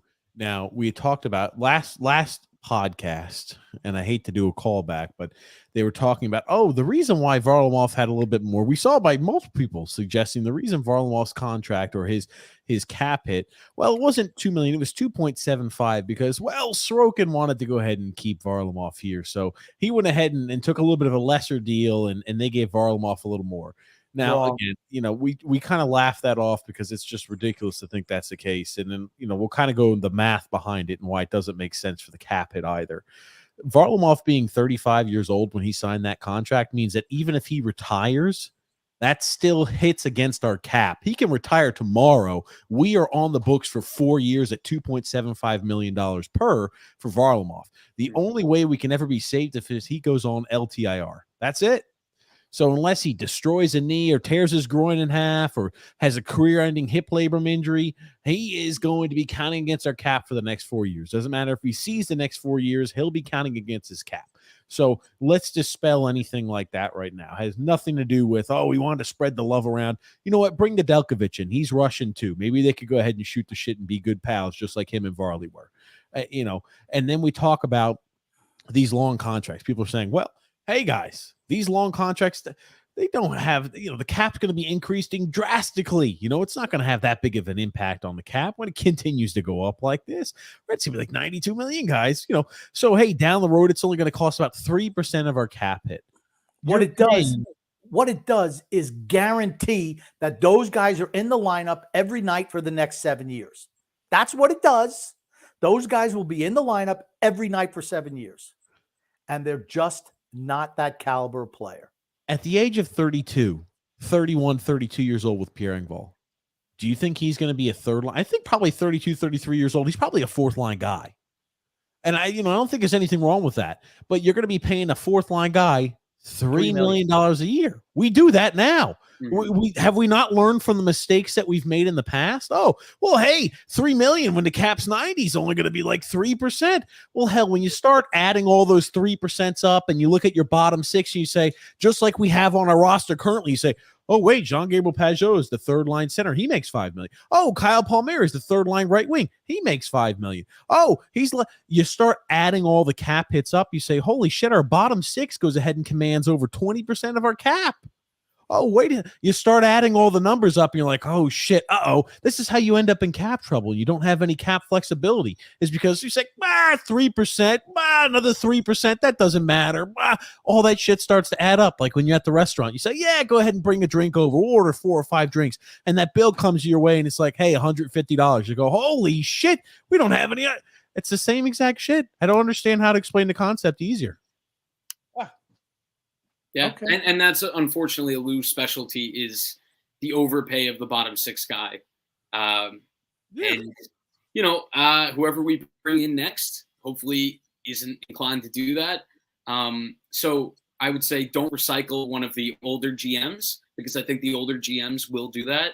I'm curious, would you guys have been interested if we had cut ties with Lou with Dubas coming in? Oh no! After looking what he did with Tristan Jarry, or Tristan Jarry, I was like, here's the thing: Lou does not need to have any, and I mean any sort of control over this team anymore. That's it. Yeah, people have used the term like boys club, and like in the past, and it's a delicate balance between like a good culture and like the guys starting to get complacent because they're getting, the exact deal they want, and they're hanging out with their buddies, and they're golfing with Frankie Borelli, and it's like, cool, can we win? And so, yeah, the Varley one is frustrating because of that, and I think, Grumpy, you made a good point earlier when you said for the amount of games that Varley's going to play, is it going to be worth that number? Probably not, because this Islander team isn't going to be waltzing to the playoffs to the point that they can rest Sorokin. Look what happened at the end of last year. A lot of my friends wanted us to trade not Mayfield. Well, yes, Mayfield. Yeah, but Mayfield too. Wanted them to trade Varley and roll with Corey Schneider as the backup because they were like, he's just not going to play. Like Sorokin's just going to play the rest of the games. You may as well get the pick back for Varley and then re-sign Varley. There you go. Yeah, I could have seen that as a scenario. We have preached that on this show numerous times. Mm-hmm. The biggest mistake he made last year, he still had a chance. Move Mayfield. Because we were not winning a Stanley Cup net last year. Parise, Mayfield, Varley. Parise, Mayfield, Varlamov. Move them all. If you want to sign them back in the offseason, go ahead. Okay. This way you get assets back that you pissed away in the Bo Horvat trade. You could still get those guys back. Yep. And here's they here's chose the not to. It's on pretty good authority. I think Parise's retired. He's as good as gone. He's not coming back. You look at the way the roster is constructed, our roster spots are filled. Look at the contracts we've had. Parise's not coming back. So, and that's on pretty good authority. He's not coming back. And you think to yourself, I've mentioned this before and I'll say it again. You're right. We do have that country club atmosphere. And to be a professional sports organization, you can't be all buddies. You can't be all buddy hanging out and shooting the shit all the time. You need an asshole or two occasionally on the team that's going to keep people in check. We have no assholes on this team. Everybody is just in this general malaise and this level of comfort where they're just so happy. They're like fat cats who haven't done anything. That's why I call them the cul-de-sac crew, because that's what it is. They all live in the same little cul-de-sac. They all have barbecues out in the backyard. Who's cooking tonight? Oh, Anders Lee is cooking. Josh Bailey's cooking. Brock Nelson, Anders Lee, whoever, Scott Mayfield, Varley, they like to pal around together. Varlamov said in February, I want to come back. I said to TJ right then, I said, I guarantee you he's back next year. He says, I'm willing to accept he's the thing. He doesn't care about winning. He doesn't care about playing. Oh, I'm happy as a backup. He just wanted to cash more paychecks. That's all he wants. He knows where he is at this point of his career. And whatever you want. Scott Mayfield loves it here. Didn't want to leave. He should have absolutely gone somewhere else and made more money. He's happy. He's comfortable here. You know what happens when you're comfortable? You don't have that hunger to win. That's why we don't win. That's why we're. Oh, sorry. No, keep going. But that's why we're scraping to get into playoffs every year. We were lucky to make the playoffs last year. Jackpot lucky that Pittsburgh had Tristan Jarry in net. It's the only reason we made the playoffs. Thank you, Andreas Athanasiou. I mean, I watched those games with him in net down the stretch, and I always mention all the time, it's not what your goals against or your save percentages. Do you come up with the big save in the big moment? That guy will give up a goal in the big moment every single time. Mm-hmm. The game against, I think it was, I don't know if it was against Chicago or Ottawa. One game, Pittsburgh dominated them. They had a goal that Jarry let in. There was a softie. Pittsburgh fights back. It was Pittsburgh against Ottawa. And Malkin scores with 1 minute and 40 seconds to go. I'm like, there you go. Now they're going to come back. They're going to win. 30 seconds later, Jarry gives up a goal that he just absolutely has to stop, and they lose that game. It's like it's like Grant Fuhr. I always mention Grant Fuhr. You look at his career numbers, not great, but I'll tell you what, particularly playing for that Edmonton team, in the big moment, he came up with the big save. Billy Smith, same thing. Was Billy Smith a great goaltender all the time in the regular? No. But you know what? He was really good in the playoffs. And he came up with big saves and big moments. I know it's before your time, Tom. But that's what he did. Chico Resch. I love Chico Resch. Billy Smith was better for this team in the long run. Chico Resch was a better player during the regular season. Billy Smith was better in the playoffs. Sorry. Long story short, it's an uphill climb. Let's do an ad read, though. Okay, Grumpy. Here, I'll tell you that again. You don't do that because here's a dictator. Here he comes, Tom. Like I said, dictatorial TJ. Here he comes, the tyrant. Here's the thing, Grump. Again, like I don't have that pulled up. I don't know what the ad read is. Haven't familiarized myself with it yet. I usually do that when I'm ready to do it, not when you go ahead and say you're ready to do that, Grump. Just saying we're an hour in, so. Oh, well, thanks. Thank you for that update. I know I'm paying attention. Today we'll have an ad read from DraftKings. New customers, download the DraftKings Sportsbook app and use the promo code THPN and bet $5 and score $150 in bonus bets instantly. Again, that's promo code THPN only at DraftKings Sportsbook. If you have a gambling problem, call 1-800-GAMBLER. In Massachusetts, call 1-800-327-5050 or visit gamblinghelplinema.org. In New York, call 877-8-HOPE-NY or text HOPE-NY. And in Kansas, call 1-800-522-4700 on behalf of Boot Hill Casino and Resort in Kansas. And West Virginia, if you have a gambling problem, call 1-800-GAMBLER or visit www.1800gambler.net. All games regulated by West Virginia Lottery. Please play responsibly in partnership with Hollywood Casino at Charlestown Races.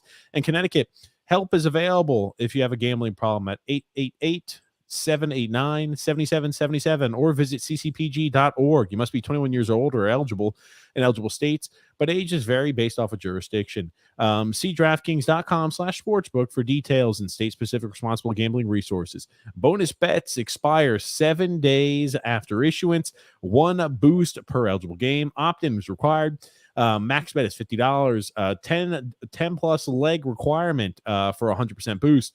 Eligibility, wagering, and deposit restrictions apply. Terms and terms at sportsbook.draftkings.com/baseball terms. Okay. Ooh, good job. There it is. Finally. Thank God that's done. We'll jump into some comments here too, because I want to kind of get the voice of the people. I want to hear what the people are saying here. Rick Roma says, has any Lou trade ever leaked and still has ever been leaked and still gone through? The same way we heard Johnny Gaudreau was almost an Islander until we found out Lou never even made an offer. I'm not sure that, like, from what I understand, I'll have you verify this, Tommy or Tom and Grumpy. The JT Miller deal was apparently supposed to be close.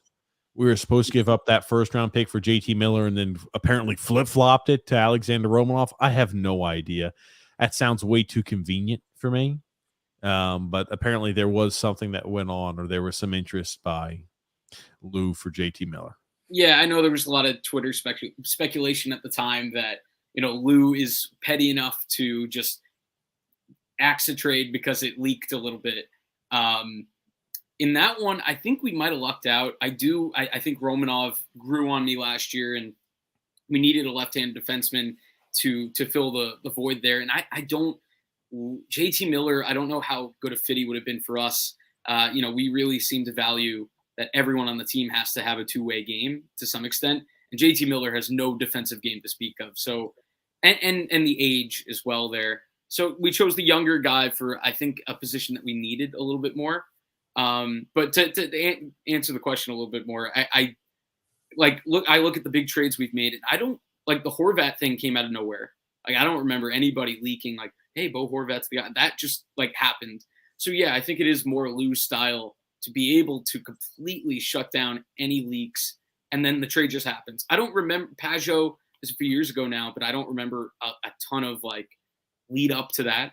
I remember that kind of just being like, oh, that happened. And the same for Palmieri. So, maybe it's a little bit suspicious that that we were mentioned. And I think it's possible we were just being used for leverage, and maybe reporters are just mentioning us because it's in their head, it's like, oh, that's a logical fit. The Islanders could use that. I don't know. So I don't venture to guess what Lou would have done there because Lou is so secretive. For me, and I'm not saying it's true, but if true, anyone who's that small of a person who would say, okay, I'm not going to do something that could benefit the organization that I work for because somebody leaked something, that means that guy should not be in charge of anything. There was a lot around that too, where it was like, oh, because remember, it's like, I think the same thing with Bo Horvat.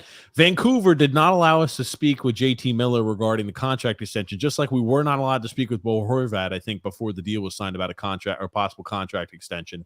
So I don't know. It was an odd one. That Lou is a vindictive bastard. I mean, that's the nicest way I can put it. And that's really putting it nicely to him, a vindictive bastard. Well, what he's done to players' careers and ex-employees that he's fired. I mean, you hear the stories. He just sounds like a complete asshole. He sounds like a miserable boss to work for. That I believe. Yeah. Like I said, the biggest story was when he fired all the people from the Devils and sat outside down in the lobby. At the elevator and watched them all carry their shit out there with that grimace on his face. You know what? Fuck you. I'd be rooting against your ass every single day of my life, and I'd revel in every. I'd be giddy full of joy with every single failure you've got. And when the Islanders suck for years and years, I'd say, "Yeah, Lou," because I mean, I wonder how Devils fans, particularly younger Devils fans, not the people who were around when they were winning cups, but the last 5-6 years of his tenure, how they view Lou Lamoriello, the state that he left the team in when he left. I mean, they were a bad team when he left. I want to say a lot on Twitter are not too thrilled and enthralled about it because you start to see a lot of these Devil fans start to chirp in. It's like, oh yeah, Lou's about to leave the Islanders just like how he left the Devils in complete shambles. When he left the Devils, man, they were decimated. And he did the same things he's doing now. The same exact things he did back then, he's doing now. Hopefully we win a few draft lotteries just like the Devils did in order to get those early what did Toronto do? They saw the direction he was going, kick him upstairs, bring in Shanahan, bring in Dubas. They're running the show. You'll just sit up in your Ivy Tower there. You just sit up there, pretend like you're part of the organization. You have nothing to do with running a team. I mean, because I think you would have done the same thing with Toronto. Yeah. I mean, Toronto, it just seems like it's not working no matter who is there. Yes. And I'm kind of shocked that Shanahan is still there at this point because I feel like – and he's obviously the next one. If they don't win the Cup this year, he's got to be gone, right? Because he's the one that keeps making these decisions to fire the people below him. But, he's the constant now. And, yeah, I don't know. They're in a tough spot because it seems like their negotiations aren't going great. And they're going to be paying Austin Matthews. And Elliot Friedman was saying he's going to be the highest paid player, which means something in the realm of 15 a year. And that's really tough to get to put your depth together behind that. At the very least, the Islanders have some frustrating contracts, but we're almost lucky we don't have somebody so talented that they're taking up, 30% of our cap. hey, these 3% and 4% of the cap space that we're going to give up in the future, well, it doesn't matter. We don't have to worry and concern ourselves with that, especially if it needs to go to a more talented player. No, we're the opposite. We're death by a million paper cuts, and other teams are like, it's the big signing that screws them out of the rest. You look at Nylander, right? He will not be back.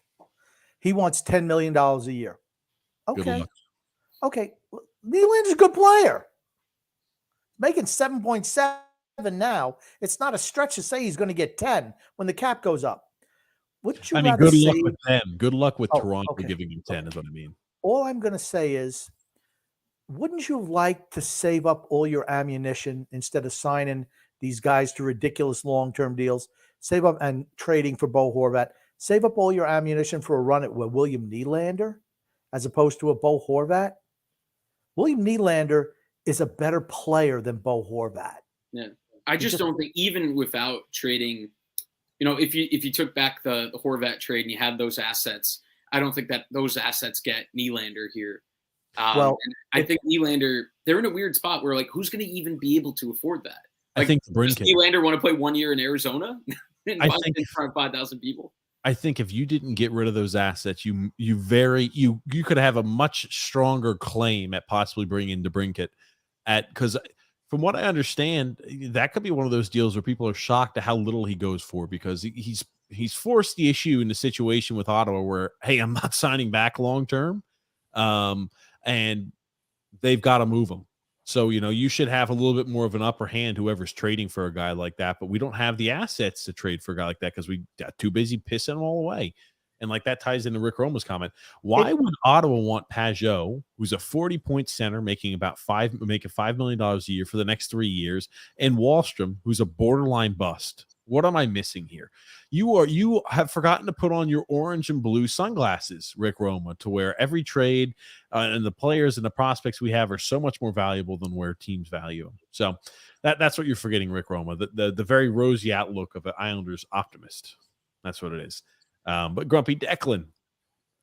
Just want to say, with some time to think about Debrincat, if it requires an overpay or just too much, I wouldn't do it. I really would just love to see the current guys we got perform to potential. It doesn't matter. We're not good enough to do. We're not good enough. Team isn't good enough. We're closer to not making the playoffs than we are making top 3 in division. I'm just going to tell you that flat out. We are closer to not making the playoffs than having a top 3 place in this division. I don't see any way we're top 3 next year. Who do you think the top 3 is right now? Obviously, probably Carolina, probably the Devils. Yeah, and you said maybe we underestimated Carolina. Carolina was second best record in the league last year. Oh no, I meant more underestimating the Islanders because they were able to push Carolina that deep. But yeah, I think it's fair to say that Carolina was hurt. Carolina started the wrong goalie to start that series. Well, but Anderson was hurt at the end of the year, which he had. I would have gone with Chekhov before I went to Ronta. Yeah, Ronta was terrible. And I don't know why they brought back Ronta. Now they have 3 goalies on NHL deals. But they're both just 1-year deal for Ronta, 2-year deal for Anderson. You see what I mean? They brought back Ronta. To me, Ronta and Varlamov interchangeable. Or even Anderson. Varley's a little better. I think Varley's better. Okay, but Anderson, I think interchangeable absolutely with Varlamov. Yes. Maybe even better than Varlamov. 2-year deal for what, 3.1? What was it? 3? I don't know how much he was, but here's the thing: 2-year deal, and he's going to be their starter. Mm-hmm. That's what you do. You don't sign a back. He's just going to be the starter. 2-year deal. I think part of that, I think baked into that is the fact that he has a huge injury history, and he's like basically an automatic injury at some point during the year. And also like that was kind of, I guess, like a bridge deal, almost like an older bridge deal where Anderson knows he's not getting like even the Jari deal. And he has a chance to win. He took a 2-year. I think Carolina, it's going to be Kochetkov soon. So it was kind of like 2 years to buy time for Kochetkov to become the starter. But you realize it's even more dumb for the Islanders. They have their number 1 guy. Second place in the Vezina Trophy, that guy, and you think that you needed to sign a 35-year-old backup to a 4-year deal making just as much money as a starter gets on another team? it just makes it even more egregious. Yeah. Well, it's the buddy system. It's like you said. Well, there you go. Another guy out. Yeah. No, sorry. Yeah. Here's the thing too. Jakub Skarek is a guy like that you could slide in to play a little bit if you needed to in a pinch. You have, what is he, like 23, 24 years old? You have guys internally that could be on entry-level contracts that could go ahead and fill the gap for 20, 25 games a year. If you're so, it's just like, I don't know. I think we mishandle assets on a consistent basis, and it just drives me nuts. Maybe a puck moving defenseman for stability. You have no money. You have no money. You have no money left in your salary cap because you signed everybody back. No money. Matt, kind of like I was talking about earlier, you'd have to create another hole in the lineup because a contract worth a lot of money would have to go the other way. So again, it would probably be Pajot or like a Palmieri going. And then you're creating an issue with offense again. So it's tough. We're not going to be able to solve to go both more into scoring or, add a left-handed D and a scorer. It's one or the other. And to get one is going to cost a third line center. And then we're moving Cizikas up. And at this point in Cizikas' career, I don't think he's going to be able to play third line center. I love the guy, but yeah, I think we've seen him declining. And yeah, our bottom six would be really tough to watch. And it already kind of is. Well, I mean, I don't know if but that's okay. We got another 5 years of Cizikas. That was another smart signing. But you know what, Tom, what you're trying to say is we're stuck on the treadmill of mediocrity. That's where we are. And like I said, I think Lou is hoping that everybody hits the peak of their value, which is not really the way you want to do it. You want to have fallback. You want to have depth. If you had gone with the goalie option that you had talked about with not bringing back Varley, I don't really like any of the other goalies that were out there. But, I know I said I want nothing to do with Ranta. But if Ranta was willing to take $1 million to play like 20 games, yeah, maybe I'd consider that if it would give you a little bit more flexibility in the trade market. This is a really uninspiring lineup, by the way. This is what I want to do. I like to play this game every once in a while. Who takes a step forward? Who takes a step backwards? Who stays the same? Right. Anders Lee at the age of 33 years old looked uninspiring last year is probably the nicest way you can put it. Cooked. He looked finished. And I'm going to say at the age of 33, he's probably not taking a step forward in his career. He's probably taking a little bit of another step backwards. Or maybe he stays the same. I don't know. How could he get worse than what he was last year? But sometimes they find a way. I'm waiting for him for another 4 years. Yeah, I was about to say 2026. Bo Horvat. With us, I think from what we saw from him last year with the Islanders uniform, I think he could take a little bit of a step forward. But at least regarding his total point production over the season, I don't see him matching his total production that he had last year. No, he'll probably be a 60, 65 point guy next year. Sure. He won't. I mean, he had a career year last year. Always, again, leery of guys who have their best year ever by a landslide in a contract year. Always concerning to sign guys like that.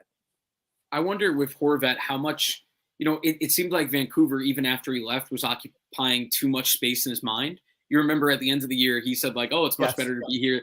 And I think he's got to, hopefully in this offseason, kind of just focused up on, hey, I have to be the best player I am here and not worry about Vancouver across, international lines and across the country. So, yeah, I think he has to mentally adjust back to, I just have to be a good player and not worry about what people are saying online about me in Vancouver. For me, the thing that bothered, and I like Bo Horvat. I wanted him here as a free agent. Absolutely, I did. I didn't want to trade for him, but I wanted them to go for him in free agency. You can leave that back up, TJ. I'll put it back up in a second. I'll put it back up when we move back to it. It bothers me that he did not want to leave Vancouver. Absolutely did not. If they would have come up with the right dollar amount, he would have stayed. He did not want to leave there. And he comes here as you go through all that stuff. You've been trying to get a new contract there for years, a contract extension from Vancouver. You come here as an agent. I'm like, we're testing free agency. You are the marquee guy on the market. And what does he do? Within 3 days, I'm signing. This is the place I want to be. I'm signing here long term. Then he complains, I had trouble moving the family, all this stuff. Dude, how do you know you're even going to like it here? And you sign that contract extension? You don't know if you're going to like it in a place after 3 days. I was like, it tells me I'm just about the money. That's fine. I just wanted to get my scratch, which I'm fine with. But as an Islander fan, that bothers me a little bit. I'm telling you, he's a guy who is just busting his ass for the paycheck, and he's a fucking dog. I've told you that. He's not a dog. Come on now. He's an absolute dog, a pure dog. Absolutely. No, I'll be proven right on this. Trust me. He's better than Anders Lee. I know that's not saying much. He's similar as Anders Lee. But he's better than Anders Lee. He's going to be similar on the similar path of Anders Lee. Trust me. Trust me. He's always going to be a little bit more useful just being a center and being a good face-off guy than Lee. Like, I know it's like we're talking low bar, but I'm curious. I really want to see how he starts this year. And if he starts it the way he, kind of finished it, I think I'm going to start leaning towards what TJ is saying, because we really need to see, I get that once Barzy went down, he kind of had to center a really, really bad line. I think he had Holmstrom on his wing on the first line for bits. So it wasn't. So did Barzal. Barzal had Holmstrom on his wing too. Yeah. It wasn't the best situation, but he needs to this year, like, the excuses have to go out the window, and he needs to be like a 25 to 30 goal scorer. And probably you want to see him hit 70 points. And I don't know if he can do that with the way that we play.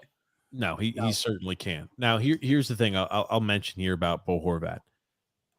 The fact that as soon as he signed the contract, you see production drop, right? You look at the production, man. I did a little bit of digging. I was doing this before the show. Like, hey, what did Bo Horvat's numbers look like against playoff caliber teams and against non-playoff caliber teams?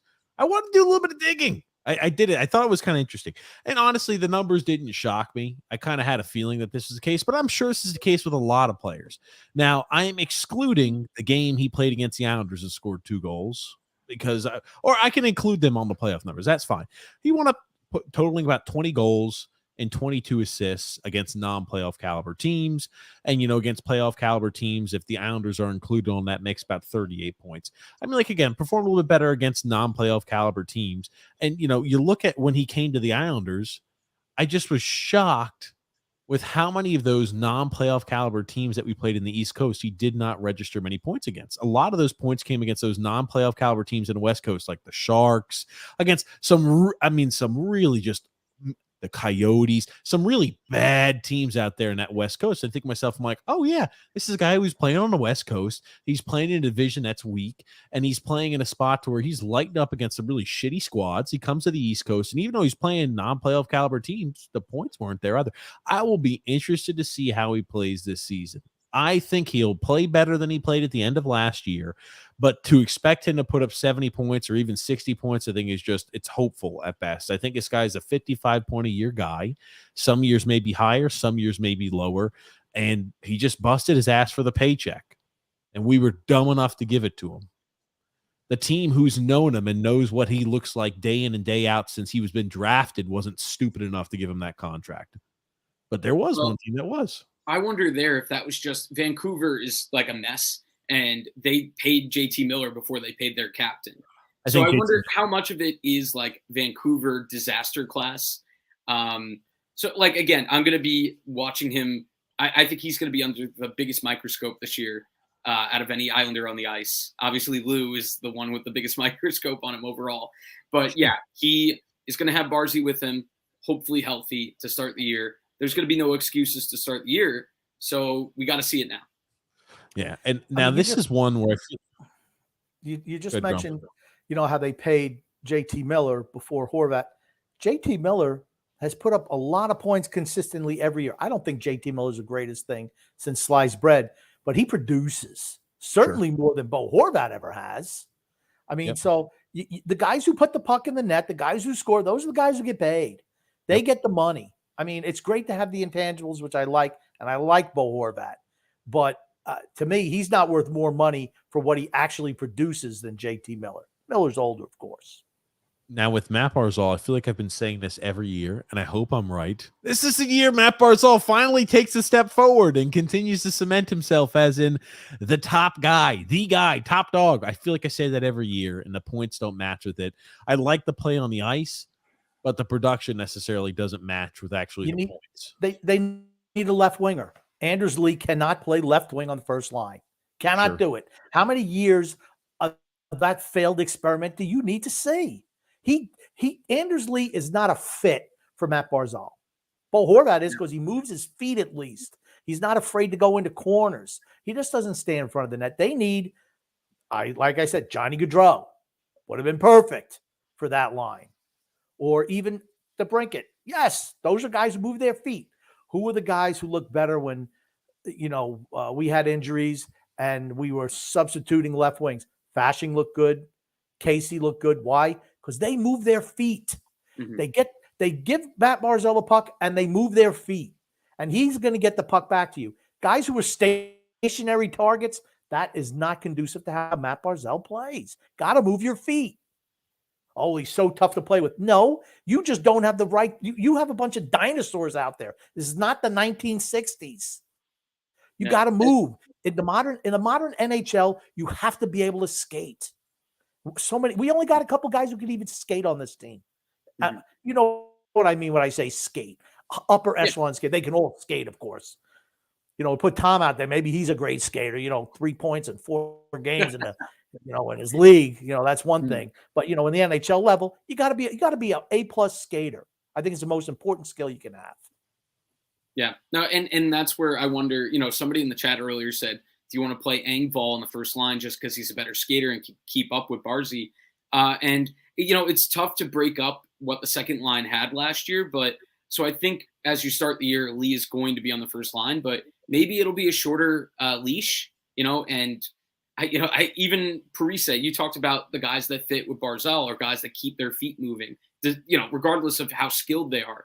I think, at a certain point, if Lee looks really bad to start the year, I wonder if the Islanders really, really are like, Zach, Mr. Parise, please come back. Because Zach Parise, no one can ever say he doesn't hustle his ass off. And he didn't perform on that first line. Yeah, he got a shot on the first line, and he guess what? He can't do it anymore. Yeah, he looks good playing on the third line, but he can't play first line minutes. Neither can Anders Lee.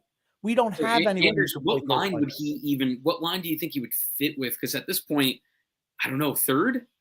Yes, Anders Lee's a third line player now.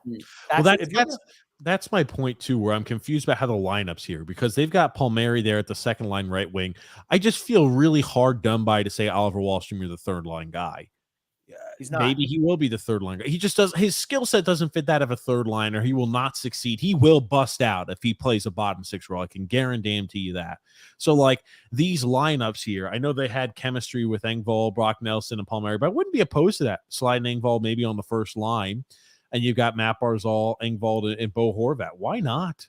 I wouldn't be opposed to something like that to give it a shot at the beginning of the year. You talk about crazy. I'm willing to roll the dice maybe as another elite skater with Engvall, and maybe you can exploit some defenses. Hold on. You're trying to say move Engvall to the first line? I don't care. Anders Lee is a third line guy. Anders Lee is not. He played like shit. He was a freaking dog last year too. Somebody's got to go get the puck. And it's not Pierre Engvall. He's allergic to the freaking corners. Matt Barzal's going to be. He sees a spider. Pierre Engvall sees a spider in every corner. He's got arachnophobia. So he's never going in the damn corners. Never going to throw a body check. Nothing. No. A guy like that, he should be jackpot lucky he's on a shitty team like the Islanders with no offense so he can elevate himself to the second line. Because on any other team in the league that has playoff aspirations, he's a third line guy. That's what he is. It's what he's been his whole career. He's not going to change. I love people say, oh, well, maybe he's going to get more physical and he'll be able. No, he is what he is at 27 years old. You're not changing your DNA at 27 years old. You're not a guy who plays physicality at all. He's like Casper Holmstrom, just a few inches taller. Matter of fact, he's my new Whitman boy for next year. That 7-year contract, because everyone's gushing over him, he is on my watch list. Pierre Engvall, watch out, baby. I don't know who's going to be TJ. Who's your whipping boy? I don't like Romanoff. I know you like what you saw with Romanoff. I think he's abysmal. I think he's a system defenseman. I think he's somebody who plays better in the Barry Trotz system. But you saw how miserable he looked when he said, we're going to try to play a modern style of hockey. The majority of our defensemen, I think, were completely exposed. I think Pelech and Pulak probably had one of the worst years regular season-wise that we've seen in them in recent history. And it's not like, it's because they're ancient. They're like 28, 29 years old. They shouldn't have seen such a significant drop-off. Those are guys who I hope have a bounce back depending on the style that we play. Romanov is a system guy for me. He started to get way too much love for my liking for a guy who looks completely lost on a consistent basis. He's always trying to lay a big body hit instead of playing defensive responsible hockey.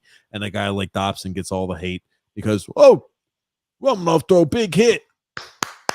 Oh, that's great. It's like we're freaking lost where we don't value offense, which is the reason why our team is always bottom third in the NHL in scoring, because we don't value guys who maybe are a little defensively, have a lapse or two, but are more offensive minded. Mm-hmm. It's not 1990. It's not 1990, Lou Lamoriello. It just isn't. But Tom, I'm sorry, go ahead. And I want to hear who your whipping boy is for the team. I don't know. Without Josh Bailey here, I'm not really sure who it's going to be going into the year. I think look, I'm really tough on Dobson, but it's because I feel like there's a lot of upside there. And so I have high expectations for a guy that, has shown, big offense out of the blue line, which is something that we need. I want to see him improve his defensive game. I feel like at times he looks afraid out there because he is kind of a string bean, Noah Dobson's this big, tall guy, but he weighs like 5 pounds. And I hate to say like bulk up a little bit because we don't want to turn everybody on this team into a grinder. We need some skill. But I want to see him be a little bit more responsible defensively this year. This past year, he didn't have the excuse of having Chara weighing him down. Romanov. He had Romanov, who couldn't find a position. He's the worst positional defenseman I've seen. Owen Powers, another guy who gets all that love up in Buffalo. That kid doesn't play a lick of defense. There were definitely points with Romanov where it felt like he was just always in the wrong place. I felt like it kind of like there was a change towards the back half of the year. He played with Pulak. Yeah, I certainly don't think that he was great last year. I think it took him some time to get acclimated. And like you said, TJ, like the first half of the year, they were playing more wide open and the defense was struggling. And then they were like, hey, let's just pack it in and see if we can, like bore teams to death. And we were able to kind of do that. So unfortunately, I think that means you're going to see more of that hockey this year. If it wins, I'll be excited. But, when they lose, it's both boring and difficult to watch. I was about to say, there's nothing worse than playing uninspiring hockey when you're losing games too. Yeah. It's shitty for all the fans in every way, every facet of the game. But so Dobson for you. Yeah, I'm hoping Dobson takes another step forward. You see the potential, you know what he's got there. He's a guy that I hope he has a consistent defensive pairing, for more than just a season. Because we talk about, and it's the same thing, and now you think about it, Mayfield's had a laundry list of different pairings or partners throughout his time here with the Islanders too. And we talk about the struggles he had last year. He was saddled with Romanov for a bit. He consistently runs through a laundry list of different partners, just like Dobson has. I will be happy to see them have some consistency on the back end. So you build a little chemistry. Tom, let me just say something.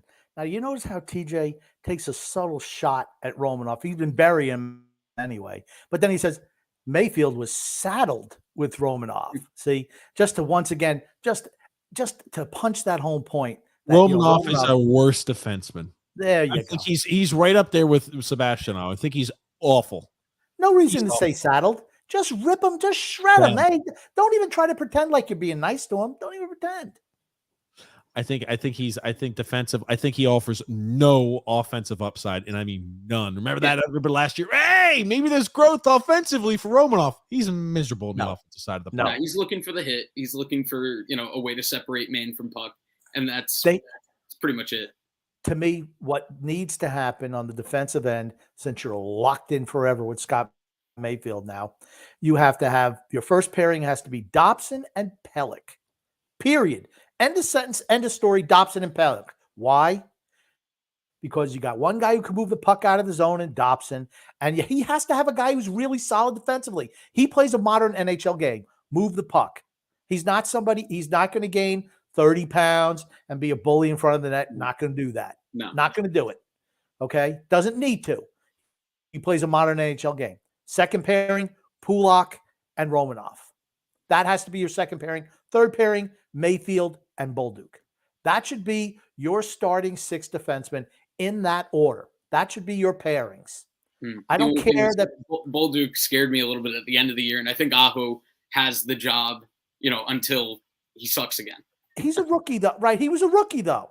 Yeah, no, for sure. And there's upside there. He's a big dude. I had a bad taste in my mouth from that really, really that awful play where he showed complete lack of effort, situational awareness when Nick Suzuki scored a goal. And that was a playoff game for us, that Montreal game. So he's a rookie. I'm not saying like that's it, like throw him away. But I think Bolduc is going to have to show out a little bit in camp to win the 3 left D job. I'm one of the only Sebastian Aho fans. He's a number 7 defenseman. That's what he is. His thing. It's not like he's not willing to play defense because he moves the puck. He's a guy who can move the puck. It's not that he's not willing. He's just not physically equipped to do it. How many games did Bolduc play last game? Yeah, I mean, 10 or 11. I'll pull it up. So yeah, because I mean, I'm not, you say you're not going to dump on Horvat. He gets a clean slate. To me, Bolduc only played 15 games? 17 games. 17 games. Mm-hmm. I'm sorry, that's not enough to throw him out with the damn, the baby out with the bathwater. Mm-hmm. So for me, he absolutely should be. He's better than Aho. You got to remember, he missed not last year, but the year before. He missed the whole year with an injury, which hurt his development. And I think there was some things. One thing that the Islanders do is just drives me crazy. Remember, Robin Salo was like the flavor of the month going into last year. 4 games, never to be seen or heard from again. Yeah. I just don't understand that. How a guy can be, here's the thing, maybe just lying to you about the prospects. Now, that's a distinct possibility. But, they're either lying to you about the prospects or they just give up on them too soon. It's one or the other. Yeah, and they have to believe in Bolt. They have to give him more time because he's one of the only prospects in the system with any upside. So you got to be a little bit patient. I know I was frustrated with him, but it was because it was in a playoff chase. I'm giving him a clean slate to start the year. I just think Aho, having been there last year, like it feels very Islanders to let him have the job until Bolduc takes it or Aho stinks, if he stinks. Now, Tom, I'm going to ask you a question because we ask every guest we have on here right now because this is the Islanders team for next year. You already know what the Islanders team is. There will be no additions, no subtract. This is it right here. Where do you think we fall? Do you think we're a playoff team next year? So it's got to be in the borderline range. Going off the teams in our division, like we talked about earlier, Carolina and the Devils, like you'd be flabbergasted if they missed the playoffs. So those two feel like they're absolutely going in. I don't think the Penguins are there next year. I don't think Columbus makes the jump already, just drafting Fantilli. The Flyers, no. So the Islanders are a little bit lucky. There's a few teams in transition in our division that kind of opens it up for us. It's probably going to be the exact same thing as last year where we're like 7 or 8 seed. Ottawa last year looked like they could be fun. They have 7 forwards signed right now, and they're in a weird spot. They don't know who owns the team. So the Islanders might get the benefit of the East being in a little bit of flux and sneak in. But I would be so shocked if the Islanders were above the 7 seed. So I'm gonna say the Islanders are the 8 seed next year. Okay. Here's the thing. I'm going for the Atlantic Division: Toronto, Tampa, Boston, Florida, Buffalo. I think Buffalo is going to take that step. Buffalo. Look what Buffalo did in the offseason. Added what I say they need going in the offseason. Couple of guys. One guy said who could absolutely play defense and a goaltender, a veteran goaltender. They haven't gotten the goaltender yet, but they got 2 guys to come in and play defense to help out. Who's the guy who signed the big deal with them? Lukunin? No. The defenseman, not Power. Who's the other one? Rasmus Dahlin. Grumpy. Yeah, to help those guys further their career. I think Connor Clifton was a smart signing, and so was the other guy they signed, another solid defensive defenseman. Eric Johnson. A veteran veteran presence. That's what they need. That's what they need. They were too much run and gun where the defense just didn't know what the hell they were doing in the back end. I still think they need a solid veteran goalie to go with Levy. Yeah, I Levy think they make the playoffs. impressive at the end of last year. Yeah. I think the Rangers absolutely make the playoffs. I think they're better than we are. And then you're talking about Jersey and Carolina. And even though I hate Pittsburgh and I don't like Tristan Jarry, I could see them bouncing back and making the playoffs. Yeah, I have to head out, but I hate to leave it on like a big take, but I think Boston misses the playoffs next year. I was about to say the same thing. I don't think Boston. There's so much moving around there. There's been talk about them maybe trading out one of the good goalies to give the other one more time. I just feel like there's a lot of moving parts there, and it feels like Boston could just straight up miss the playoffs. Like, they're going to be missing their first two-line centers probably, like Bergeron and Krejci gone. Maybe. Like, I think they come back. I think both those guys come back. Like that's the difference. Like, if they come back, they're in. If they don't, I don't think they're a playoff team. Like, there's a huge gap there. So I think that is something I'll be watching. If I do think Buffalo is like, they're so close. They're right there. I think Levi looked fantastic last year. But I still think you would want to have a 1B as a good second option. Ukko-Pekka Luukkonen didn't look like he was there yet. And I don't think Craig Anderson is that. So, yeah, the Islanders are kind of fortunate. There's an opening there still where I don't know if any team has, like, grabbed it. Detroit, even if they get Debrincat, I don't really love Detroit, what they've done. So the Islanders might be the beneficiaries of a few teams being all over the place. Well, Tom, thank you so much for stopping in. Score us 5 goals tonight and celebrate in the way you know how. But, Tom, thanks so much. You could find all of Tom's information in the link in the description below for the Belmont Bunch, making sure you're catching up on all of the Islanders game after every Islander game. Tom said he's going to be trying to be back on it after every Islander game. You get a recap. You get the emotions, the raw emotions after a win and a loss. Make sure you check that out in the link in the description below. The Belmont Bunch. Thank you so much, Tom, for coming on. Yeah, of course. Thank you guys again for having me, and I look forward to talking to you guys again soon. All right. Thanks so Always much. enjoy. Thanks, Tom. Right. Thanks. I tell you, Grumpy, it's, I always love having Tom on. I always love having our guests on. It's fun. It's always fun to have Tom on too. When we talk about what the playoff picture looks like, I think we are probably finishing 4th in our division. Now, whether that's good enough to make the postseason, I think so. I don't think we're going to come in 4th. I don't think we're going to come in 4th. You think Pittsburgh or Washington jumps us? Because I think it's a foregone conclusion. The top 3 teams, you're going to have the Rangers. You're going to have, I think it's Carolina is going to be number 1. They're winning the division again. They're winning the cup. They're winning the cup next year. Barring massive amounts of injuries to their team, I think they win the division. Cup.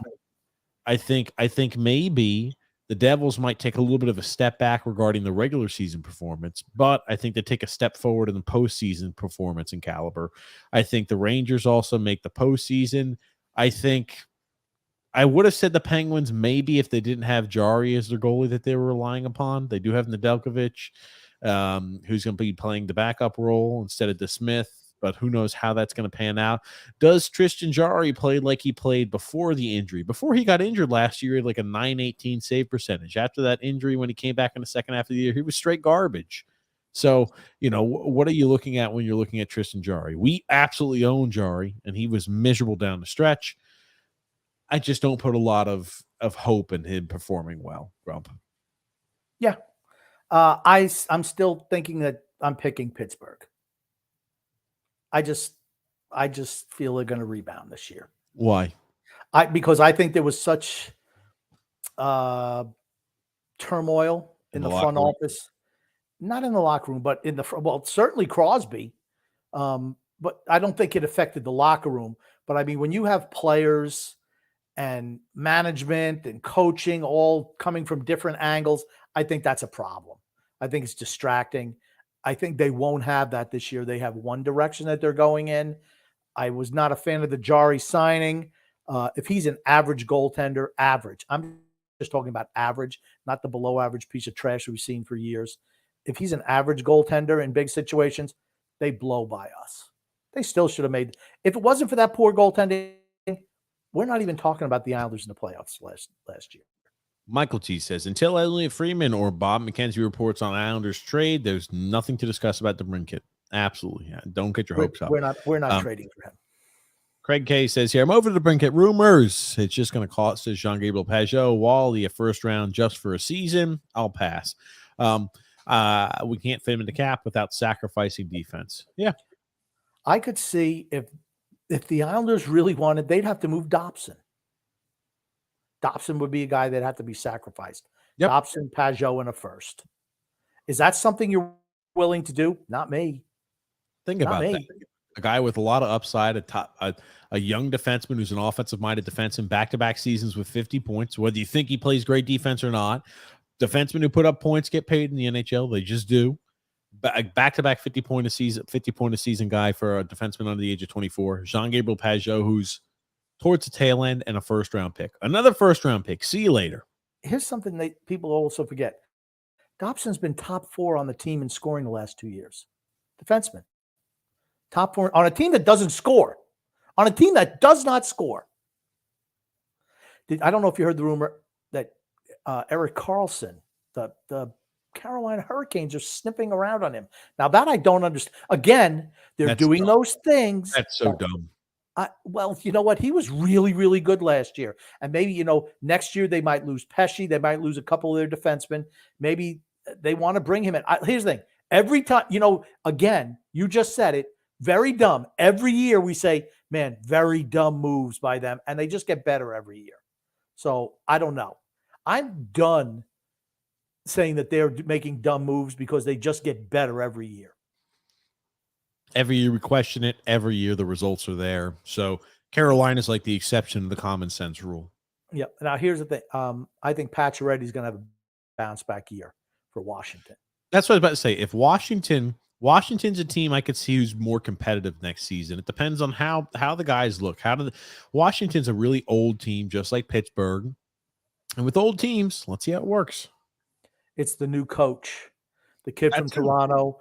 Is he gonna, flop or sell? Yeah. Is it going to rejuvenate the team, or the veteran just going to say we're not buying in? So it's either going to go really well or really bad for Washington. We'll find out early. Michael T. Grumpy. I'm here to see that TJ and Grumpy think about the 3 very, very minor signings that were done today, or was it yesterday? No, it was done today. Doesn't matter. Yeah, man. Who cares? They're just bottom 6 guys. People are getting excited for guys who are 4th liners. Whatever. They're not even 4th liners. They're Bridgeport guys. Bridgeport / maybe number 13, 14 forward. That's what you're looking at. Yep. On point says DeBrincat likely going to Detroit was reported by an unreliable St. Louis Blues reporter until Freeman or Cervelli tweets it. No one knows. Yeah, they make sense. I think that's why they're saying it, because it makes sense. JP says here, you look at the cap space Detroit still has left available. You look at what they've done in the offseason. They're trying to produce more wins. Here's the other reason why, too. Detroit tried to bring in the elite level winger, Jakub Vrana, who before he got hurt played really well for them. Before he had the substance issue, played really well for Detroit. And then he had the issue and it didn't pan out. That was originally the Yzer plan. Steve Yzerman's plan was to have Vrana. They got him for on the cheap too, hopefully to get him headed in the right direction, be a top line winger for them, and everything looks good to play with Dylan Larkin. Didn't pan out. The likelihood of him trying it again with the cap space they have available, the draft picks, the prospects, I'd say is likely. That's why I think Detroit gets linked a lot. On point. JP says, is the Belmont Bunch like a baseball bunch, the Brady Bunch, or a Jim Jones bunch? Wow, it's not Brady Jim bunch. Jones's bunch. You know who Jim Jones is? No. He was down in Jonestown, down in Guyana. Jim Jones, huh? That was Jim Jones. Yeah. I thought that was John Jones. Jim Jones. The Reverend Jim Jones from San Francisco. Shocker he came out of that area. Frank K said, get the cup ready. Another bottom 6 guy in Gauthier. The leagues must be scared. Yep. Oh, man. He said, Tom, ever since you grew the beard out, you look more and more like Ben Shapiro. There it is. TJ, what happened to your mic? Yeah, I was having mic issues that hopefully should be fixed. What's up, Coach Tommy B? He says, hey, TJ Grumpy, man, how are you? Doing well, man. Hopefully you're doing well also. The Bailey trade and Sorokin trade, and the Sorokin trade were great by Lou. Islander fans should be very happy with that. I mean, Sorokin signing, maybe. What's up, Wicked 50 Cal? How are you? Michael T said, hit the like button. That's right. Hit the thumbs up, guys. Always, always, always. Long-term loser, Grumpy. You like how it's got on the hat, it says, throw both Lamarillos in the sound. Wow. I wonder how much that costs to have that one made up. That's custom. That's a lot of letters. Off-season is over with us. Maybe a few AHL signings, but nothing that will be of any value. Give Lou permission to not do anything, more interviews, and have a few more months. He's loving it. Exactly. His off-season's over. He's going to be going to the Sound or wherever he goes. Maybe Martha's Vineyard, wherever he's from. He's going to go up there and just hang out all summer, not make any moves. Helen Yeller said, we need Phil Kessel. He'd be an upgrade for us. He'd be our first-line winger. TJ, when are you going to shave that mustache and grow out the full beard? Seriously. Hey, man, just mustaching it up. HB Carlos says, much love from Portugal. What's up, Carlos? Welcome, welcome. Okay, let's see here. By the way, I actually think these contracts are fine with the collective bargaining agreement coming up. We'll be able to buy out Mayfield if needed. No, you don't want to buy. The fact that people are already talking about buying out a contract that was just signed just tells you how bad the contract is. You're already talking about buying it out 4 days after it was signed. Think about that. You're already, and this is not the first, Jim, you're not the first guy who said that. There are people who are saying that. Well, we'll just buy it out. Why did you sign it to the deal if you're going to buy him out? That means it's a bad deal. Yep. Stop. Dale asked Grumpy. Is Gauthier another ham and egg, or does he have upside? You know what? I don't know. Never seen him play. But I'm going to say, if he's a guy, they're signing a guy to play in the AHL. He's a ham and egger. Plays about 8 minutes a night. Has I think 10, 12 points a season usually looks like. He's just a bottom line guy. Maybe they hope to strike lightning in a bottle and get another Hudson Fasching. Or Pierre Engvall. No, I'm just kidding. Coach Tommy B. Grumpy. Same thing. The Mayfield contract is insane. 7 years for a soon-to-be 31-year-old third-pairing defenseman with full years, full no trade, and 3 years of 16-team no trade. That means he's never getting traded, is what it means. Second worst contract handed out the Pens deal for Jari. Lou, WTF with this deal. And his thing, the Engvall contract is the same freaking thing. You paid a guy who's averaged everyone's how great he was. He was a half a point a game guy. You don't sign guys like that to 7-year deals. The money, okay. To me, 2.5 was enough for him. $3 million, fine. 2 years. If you don't like it, see you later. I don't understand why the infatuation to just sign everybody back. There's free agency for a reason. It's how you improve your team. I can't be more disappointed how their offseason's gone. No improvement. There's been no improvement. No one can tell me improvement. Not one person. And I pinned Tom down at today. Well, better than, potentially better than the start. No. How did we improve since the season ended? What Lou and the Lamanites, so what the leader of the Lamanites, Phil's Fax, has been saying, well, on the pace of that last 30 games, even though we only played 12 teams that made the postseason, we were on a 106-point pace. So in reality, we brought a team back that's on a 106-point pace, which is fantastic, Grumpy. And as I said to Phil last night, I said we had 92 points. Those are facts. I don't, just don't tell me over a 14 and a half game sample size, we should have had this. We're going to take off the beginning where we gave up 4 goals and we lost that game, and the tail end where we gave up 4 goals. And we're going to get rid of those 2 and piece it together piecemeal. And that's what we had. No, just stop. James Costa says here, TJ looking sharp tonight. Nice swag. Thanks, there, James. It's a nice appearance for you wearing a shirt there. I like the golf shirt, TJ. Looks better than the tank top. All right, that it does. There it is. Nick C. Grumpy. I have a different point of view on our signings. Yes, they are too long, but the teams in win now mode, rather you win no mode, rather you agree or not, I don't. So by the time these deals get older, the team is going to suck anyway. But here's the thing: these guys aren't that great. That's the whole thing. I would have much rather got Blake Wheeler. Honestly, wouldn't you rather have Blake Wheeler on this team than Pierre Engvall? I know I would. Amen. I mean, even at his advanced age, he's way better than Pierre Engvall. Way better. That was a steal. That's a steal deal. The only one who doesn't like that deal is Phil's Facts. Oh, that's terrible. That's a great deal. Everything the Islanders does is great. Everything the Rangers do are bad. Yeah. So except they're better than we are. Now, Phil has a take that we are better than the Rangers, and we're going to beat out the Rangers next year. I don't see that at all. Not at all. Well, neither do I. Coach Honeybee said the Bailey trade was a solid move by Lou. You have a Sorokin contract. I loved it. A+ signing. Wouldn't it be fun if Lou makes a trade during the podcast, says Charles D. That would be fun. Oh, that would be fun, actually.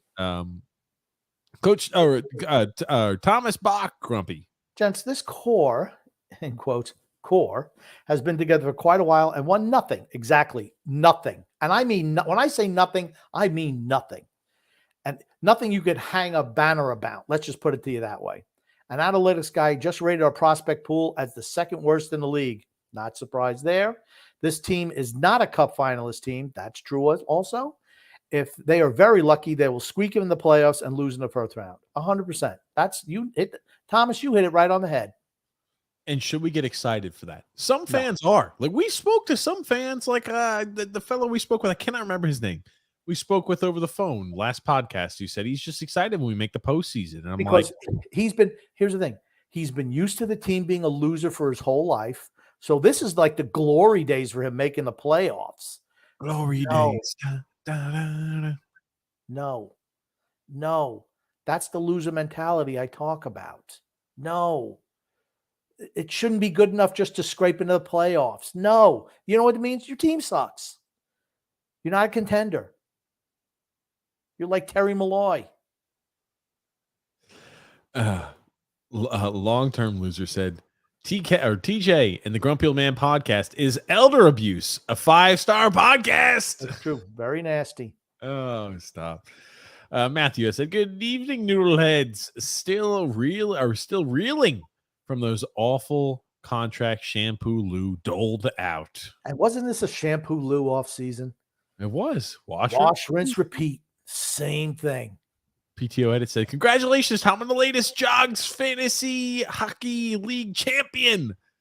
Grumpy, you get along well. You might ask Tom if you can get the invite into a fantasy league, Grumpy. You would enjoy that. He doesn't want to invite me into that league because it means he's never winning it again. Oh, stop. Freaking stop. I don't lose. I'm not the New York Islanders of the fantasy league spectrum. No. Let me ask you this, Grumpy. I bought this up. I prefer bacon to ham, but it's all good. Now, Grumpy, do you like bacon or ham more? Bacon.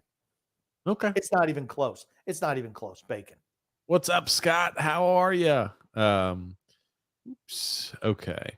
Got here a comment from Drew L. Grumpy.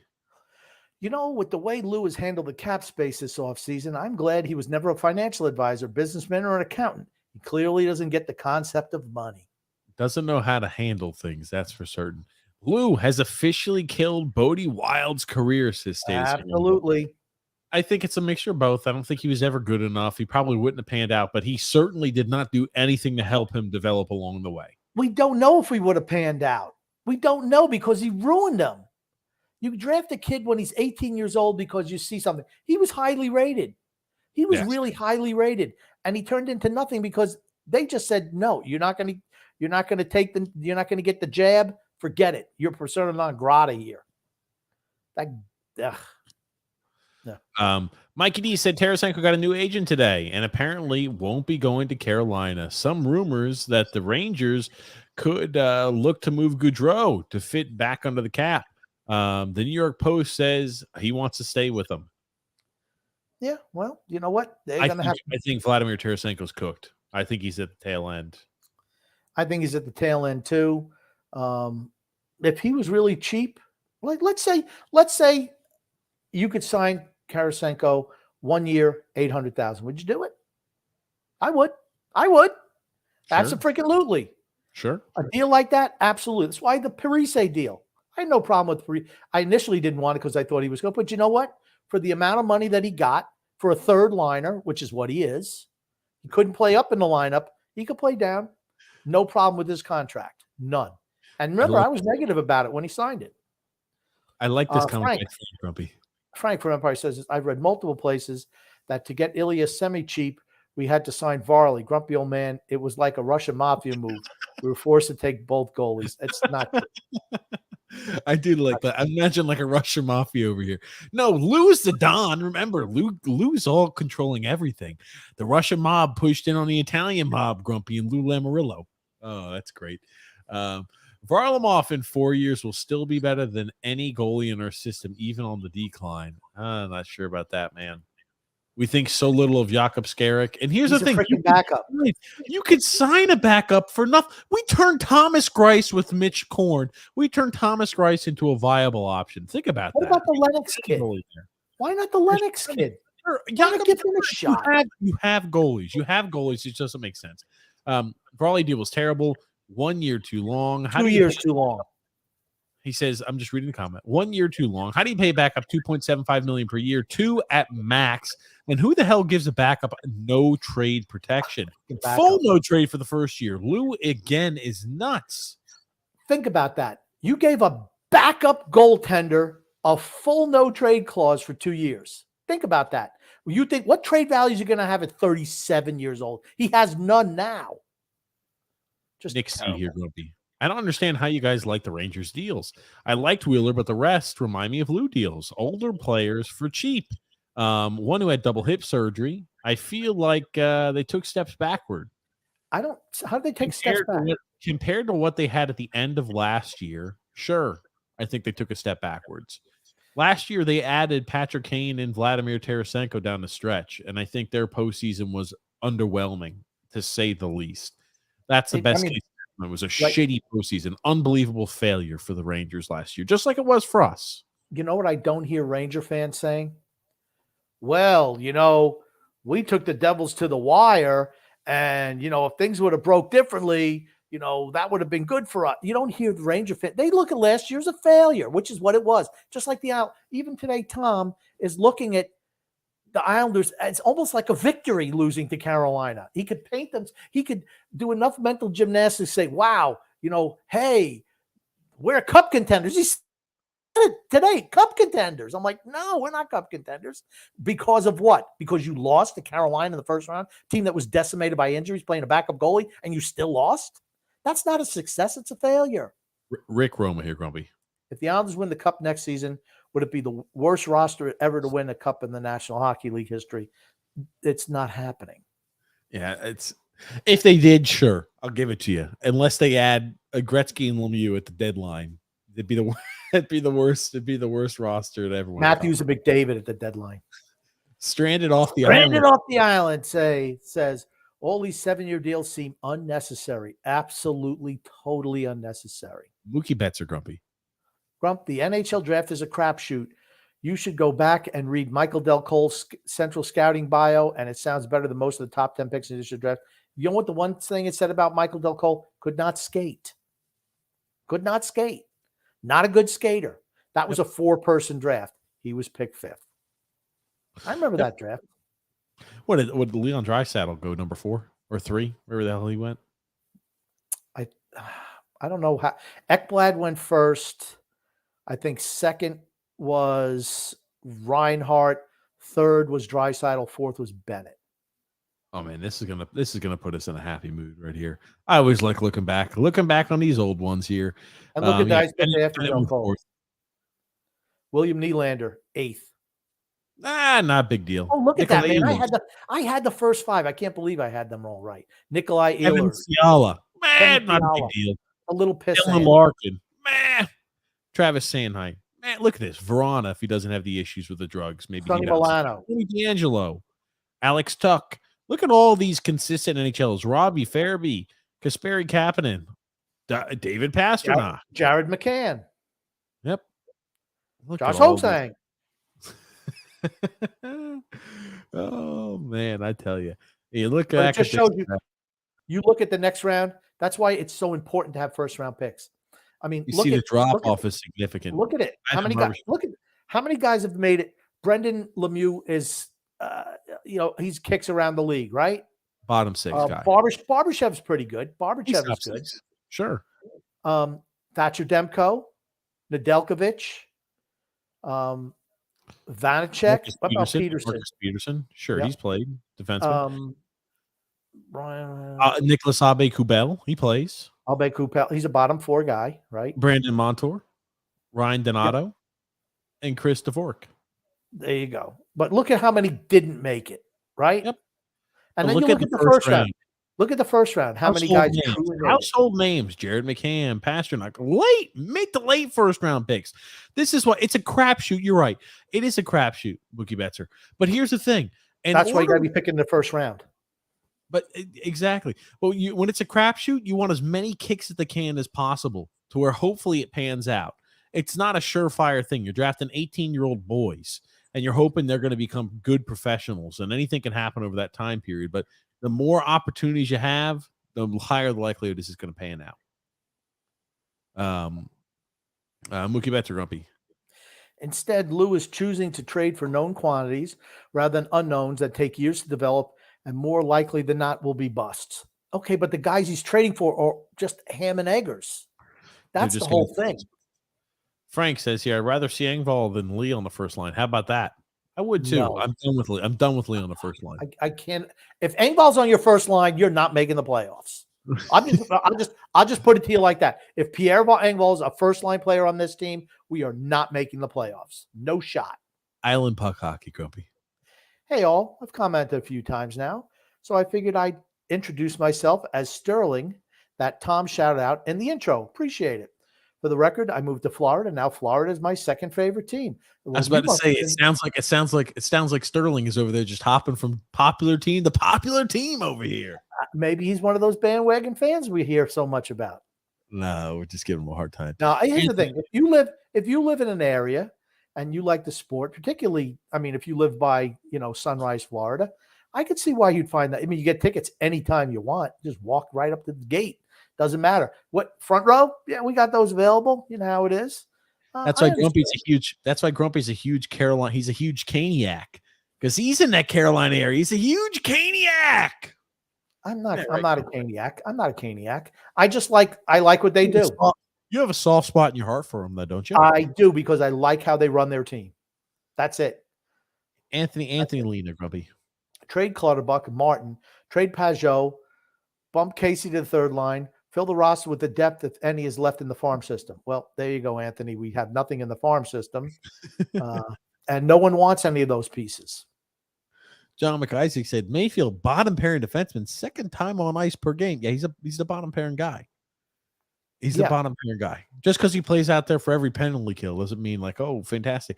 He's second on time on ice. He's like always plays the most penalty kill minutes out there. But like when you're talking 5-on-5 plays, the bottom pairing defenseman. That's fine. We roll our defensive pairings just like our forward group. So, it's not inconceivable that even though he's a bottom pairing guy, he plays second most time on ice. And he plays, if we have a lead in the last couple of minutes, he's out there with Pellick. Coach Tommy B. Grumpy. Engvall deal should have been 4 years. 4 years too much. Times 3 with no protection from trades. Plain and simple. Lou was on his knees on 3 of these contracts. They were, except for Sorokin, they were all too much, not too much money, way too much term. To me, Engvall, $2.5 million. Mayfield, 3.5 was fine. But I'm not giving that type of years. If you want to be here, show me that you want to be here. You keep on professing your love here, you're going to have to take a haircut to stay here. That's the way he should play it. And if you don't want to, well, guess what? You're a free agent. Test the market. That's fine. Maybe you come back and take what we offer. Just ridiculous. Frank Grumpy. Grumpy, if we didn't sign Varlamov, Sorokin would hold the Islanders up. What's Varlamov's dad? Bullshit. No. He's part of the Russian mafia, Grumpy. Come on. We discussed this. They're not connected. Oh, man. He speaks the language. He doesn't need Varlamov. The Russian mafia, Grump. That's what it's all about. I don't give a shit. Here's the thing. I knew he was staying in February. I said it on the show in February. He'll be back. Mikey D. Grumpy. I wonder if Phil is still going to say the Rangers can't fit a full roster under the cap and Drury sucks. Well, he had to take off the can't fit the full roster on the cap because they've already done it. But he's still saying Drury sucks. They signed a top 6 forward and a 40-point D-man to a combined $1.6 million. LOL, Phil. Wish we could have done that. Yeah, Phil's delusional. Everything he thinks Blake Wheeler is the worst signing ever. I'm like, I don't know what planet he's on, honestly. I was asking him not to mix prescription meds. I'm like, come on, hold on. A guy who's the top 6 for $800,000. Oh, it's going to affect this guy's development. I'm like, what do you think about our team who does not allow any young? We don't draft any young prospects. We don't allow any young prospects to continue to grow because we filled our team up with 7-year contracts across the board. He was ripping last night on Kako and Lafreniere. They'd be like top 5 scorers on this team, and they're afterthoughts in the Ranger offense. Now, Phil did send me this, Grumpy. He did send me, hold on. He did say, so this is 5-on-5 time on ice played. And he's like, Mayfield, definitely not a bottom pairing guy. Mayfield played the most minutes out of any defenseman because I guess he played all 82 games. But time on ice per 5-on-5, Mayfield had more 5-on-5 ice time. I don't give a shit. He rolls out there with the third line. He rolls out there with Romanov. He rolled out there with Aho. He's a guy he's a bottom pairing defenseman. That's right? what he is. He's a bottom pairing defenseman. He's a bottom pairing defenseman. He's not a guy who's ever going to be in the first. And sometimes maybe he could be a top 4 guy. Most times he's a bottom guy. I'm going to say if a team is looking to trade for an Islander defenseman, who's the guy they're going to want to trade for? Are they inquiring, hey, we want to get Scott Mayfield, please? That's the most talented defenseman you've got. I'm asking you a question. Who are they going to trade for? If you look Noah at that, Dobson. Dobson. I don't think is even close for second. And then it goes Pelech and Pulak. Pelech, Pulak. And then Romanov. Then Mayfield. Mayfield's trade value is the lowest. Mayfield has zero. He's never leaving. Now, after he's got a 7-year contract, $3 million, never going. Freaking leaving. He's here until he's 37, 38 years old. He's there until he dies. Yep. He's not leaving the island. Here we go. Mookie Betts. As the caller from the last show mentioned, this team is so bad for so long. Do you really think the fan base can accept another full rebuild? Well, you better hope so, because we're going to be in full rebuild. That's what happens when you don't transition from an old underachieved. And here's the thing: I'm not saying the Islanders underachieved. When they made it to the Eastern Conference Finals 2 years in a row, they overachieved.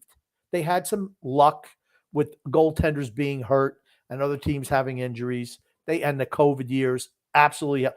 People forget we wouldn't even have made the playoffs if it wasn't for the first COVID year. Yes. So we're not even talking about that Eastern Conference Final. We were on the way out. We were out of the playoff mix. I think we're at 9. Lost seven of our last 9 games. We lost 7 in a row. We lost 7 in a row. 7 in a row. Maybe we had like 9 loss. I don't know. It was bad. We were freaking awful. And we were not going to make the playoffs. Next year, okay. We made the playoffs. We played Jari and Rask. Yeah. And then we don't make the playoffs. I mean, the team's never won anything. So they should have been transitioning away immediately. Don't sign Ham and Eggers back to long-term deals. I don't care that they've been here forever. That's what this time of the Islanders is going to be known as the most relaxed, the most comfortable Islander team ever. People don't even need to watch them, really. They just have them on as background noise in their house when they're going around doing their business. Oh, when did they lose? It doesn't really matter. As you're scrolling on your phone, dicking around or doing something like that, you just kind of have them playing in the background. Oh, we scored. Oh, we gave up a goal. Oh, what happened? You don't need to bother watching. It's not entertaining. It's not like it's captivating, and it's a foregone conclusion what happens at the end of every year. Maybe we squeak into the playoffs. We have no chance of winning a cup, and it's the same result every year. Hey, we have to rely upon Sorokin having the best performance that a goalie's ever had to maybe get us to a Stanley Cup. We have to do exactly what Bobrovsky did. Think about what happens if Sorokin takes a little bit of a step back. Because he was fantastic last year. He's been a finalist 2 years in a row for Vezina. He had the most saves above replacement last year in the history of the sport. Hey, don't worry about that, though, Grumpy. He has to be absolutely superior. He had to be the best player on our team, and towards the end of the year, the best goaltender in the league, just for us to squeak into the playoffs. Those are just facts. Squeak into the 7th seed. Yep. What if he does take a step back? Is right. He's been really consistent. Here's the thing. If he doesn't take a step back, he starts entering the possible Hall of Fame discussion for me if he stays healthy long enough. Because if you consistently Vezina finalist, you're special. That's all I'm going to say. Another thing, Phil's shitting on Shesterkin. Well, he won't be that good next year. Well, do you think Do you think Sorokin is? Sorokin was otherworldly last year. I think when we talk about the Rangers, I think the forward group for the Rangers they've got a better forward group than us. I don't think that's even really worth discussing. I think Panarin, guys like Blake Wheeler, guys like Chris Kreider, guys like Filipino, I think those guys are legitimate. And I think we have a few legitimate forwards, but I think the Rangers probably have more of the top-end talent. When it comes to defensemen, I think probably the Rangers have the top-end defenseman there in Adam Fox. I think, we're looking at depth. Maybe the Islanders have more depth defensemen and more depth on that side, but I think goaltending is pretty much a wash. I think the Rangers are a better team than us because they have a far superior forward group. Rick almost said Wheeler was apparently a main issue for that mess of a locker room in Winnipeg, and he had hip surgery. I would have avoided him at all costs. He had 55 points. He played 72 games last year, 16 goals. I mean, what are you talking about? State of Survival said Aho will have a career year, 60+ points. Sebastian Aho from the Hurricanes, he'll have more than that. Oh, God. A Freedom Fund Adventure says, what is up, team? Valid point by teaching on the no trade clauses. However, these things are part of the contract landscape, and I haven't seen any on deals or recent deals exceeding players' usefulness. Next to be, what the hell? I don't know. Maybe you could decipher. Yeah, I just am like, we're just continuing to give these huge long. You don't give away no trade clauses to guys who are bottom pairing defensemen, bottom six forwards, and backup goaltenders. You just don't do it.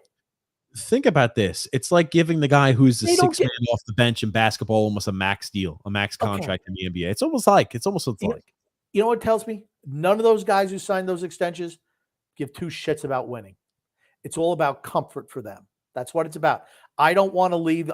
I love living here. I love being here. Here's the thing. There's no pressure on these guys to perform. Just none.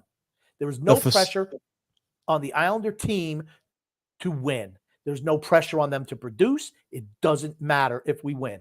Doesn't matter. And you know what? They're living large right now. Look at the money I'm getting. I'm not leaving here. Mayfield knows 4 years.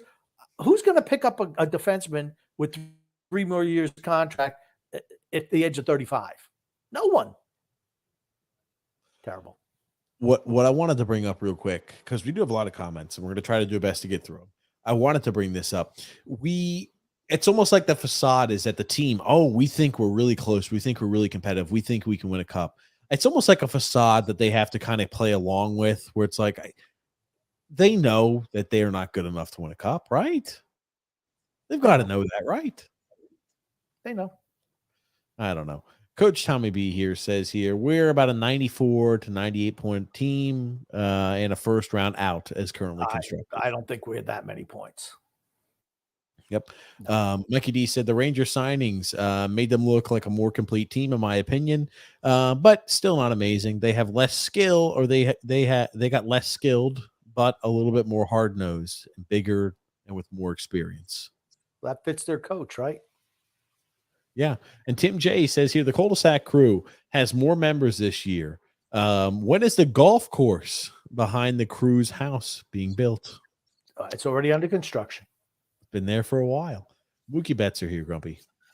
Also, the CCM line are fan favorites. You see more Cizikas jerseys than stands in almost any other Islander but Barzal. Do you need to overpay the fourth line? No, but let's remember what this fan base is. Well, you know what? I'm sorry. You need to change the mindset of the fan base. The fact that you identify with the identity line. You know what? If your fourth team, I'm going to say it again. If your fourth line is the identity line of your team sucks. That's just it. Your team blows. If the identity of the team is fourth liners, you suck. Nick C here, Grumpy. Grump, out of all the people I thought you'd say we've gotten better. Getter? Bailey is gone. That's addition by subtraction. Bailey was already gone at the end of the year.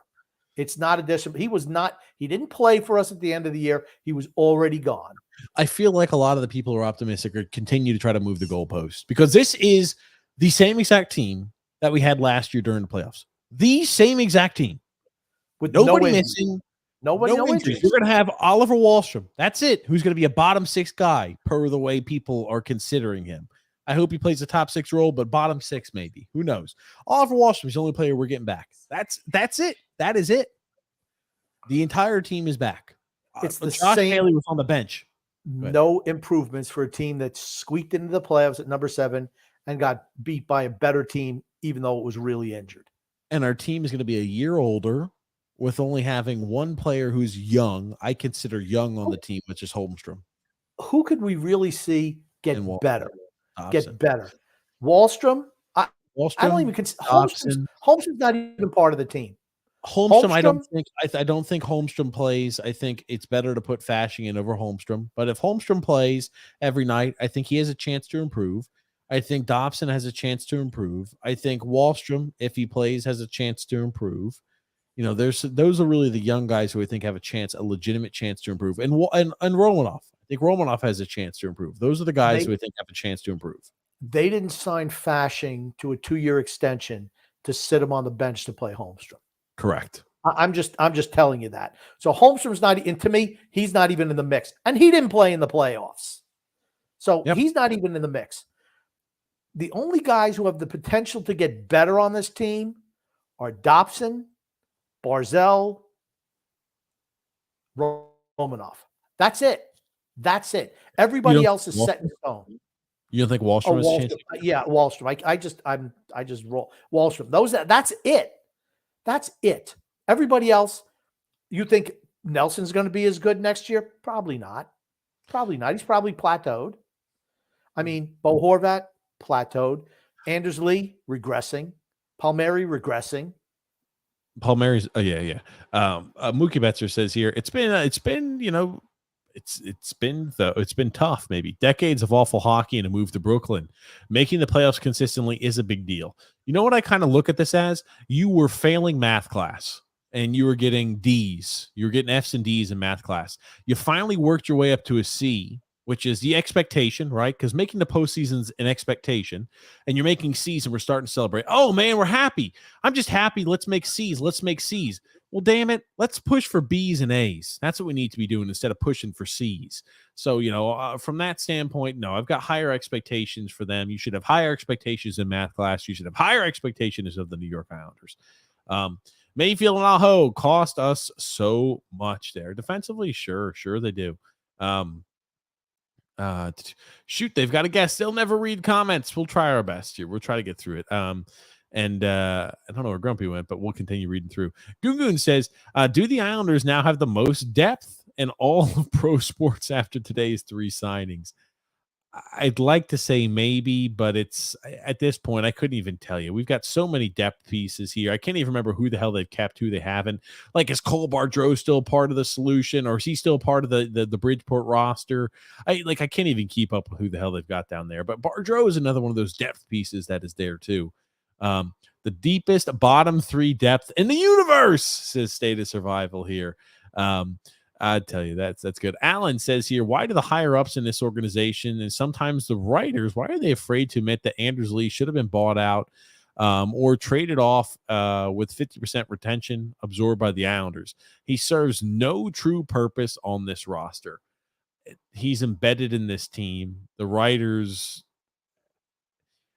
I think the best way to put it is the writers really can't even imagine something like that happening because it's so far from what could and would happen. It's just like, why even entertain the thought of it? But I wouldn't be opposed to trade a guy like Anders Lee away, but that would be also admitting that they're going to enter the rebuild. I think Anders Lee, it's not worth a $7 million a year contract, but Anders Lee still does offer probably more good than bad at this point, but it's really close at this juncture. We got here, can't count on Patches because he's hurt his Achilles twice there, Max Pacioretty. And got here a comment from Goon Grumpy. Tom. Oh, okay. We'll have to answer this ourselves. But who do you think stood a better chance of surviving the Titanic if they were aboard, and why? TJ or Grumpy? I would survive. Really? I would have gone on one of the life rafts, Grumpy. Your old ass, Grumpy, would have said, see you later, old. See you later, Grumpy. You know what they say, the rats survive. I'd be a survivor. uh, oh man. Yeah, Svechnikov not being there hurt them. TJ disagrees with you on the NHL getting softer. Was the case, but now teams, they have they're in an arms race. Reeves just got a 3. Yes. Millennials are soft. Pokemon and My Little Pony types, but toughness is needed and more entertaining. TJ could drown brushing his teeth, says Frank. Oh, that's a good one. I haven't heard of that one before. I like that one, Frank. Nick C says here, what are your guys' thoughts on all the moves that Trotz has made?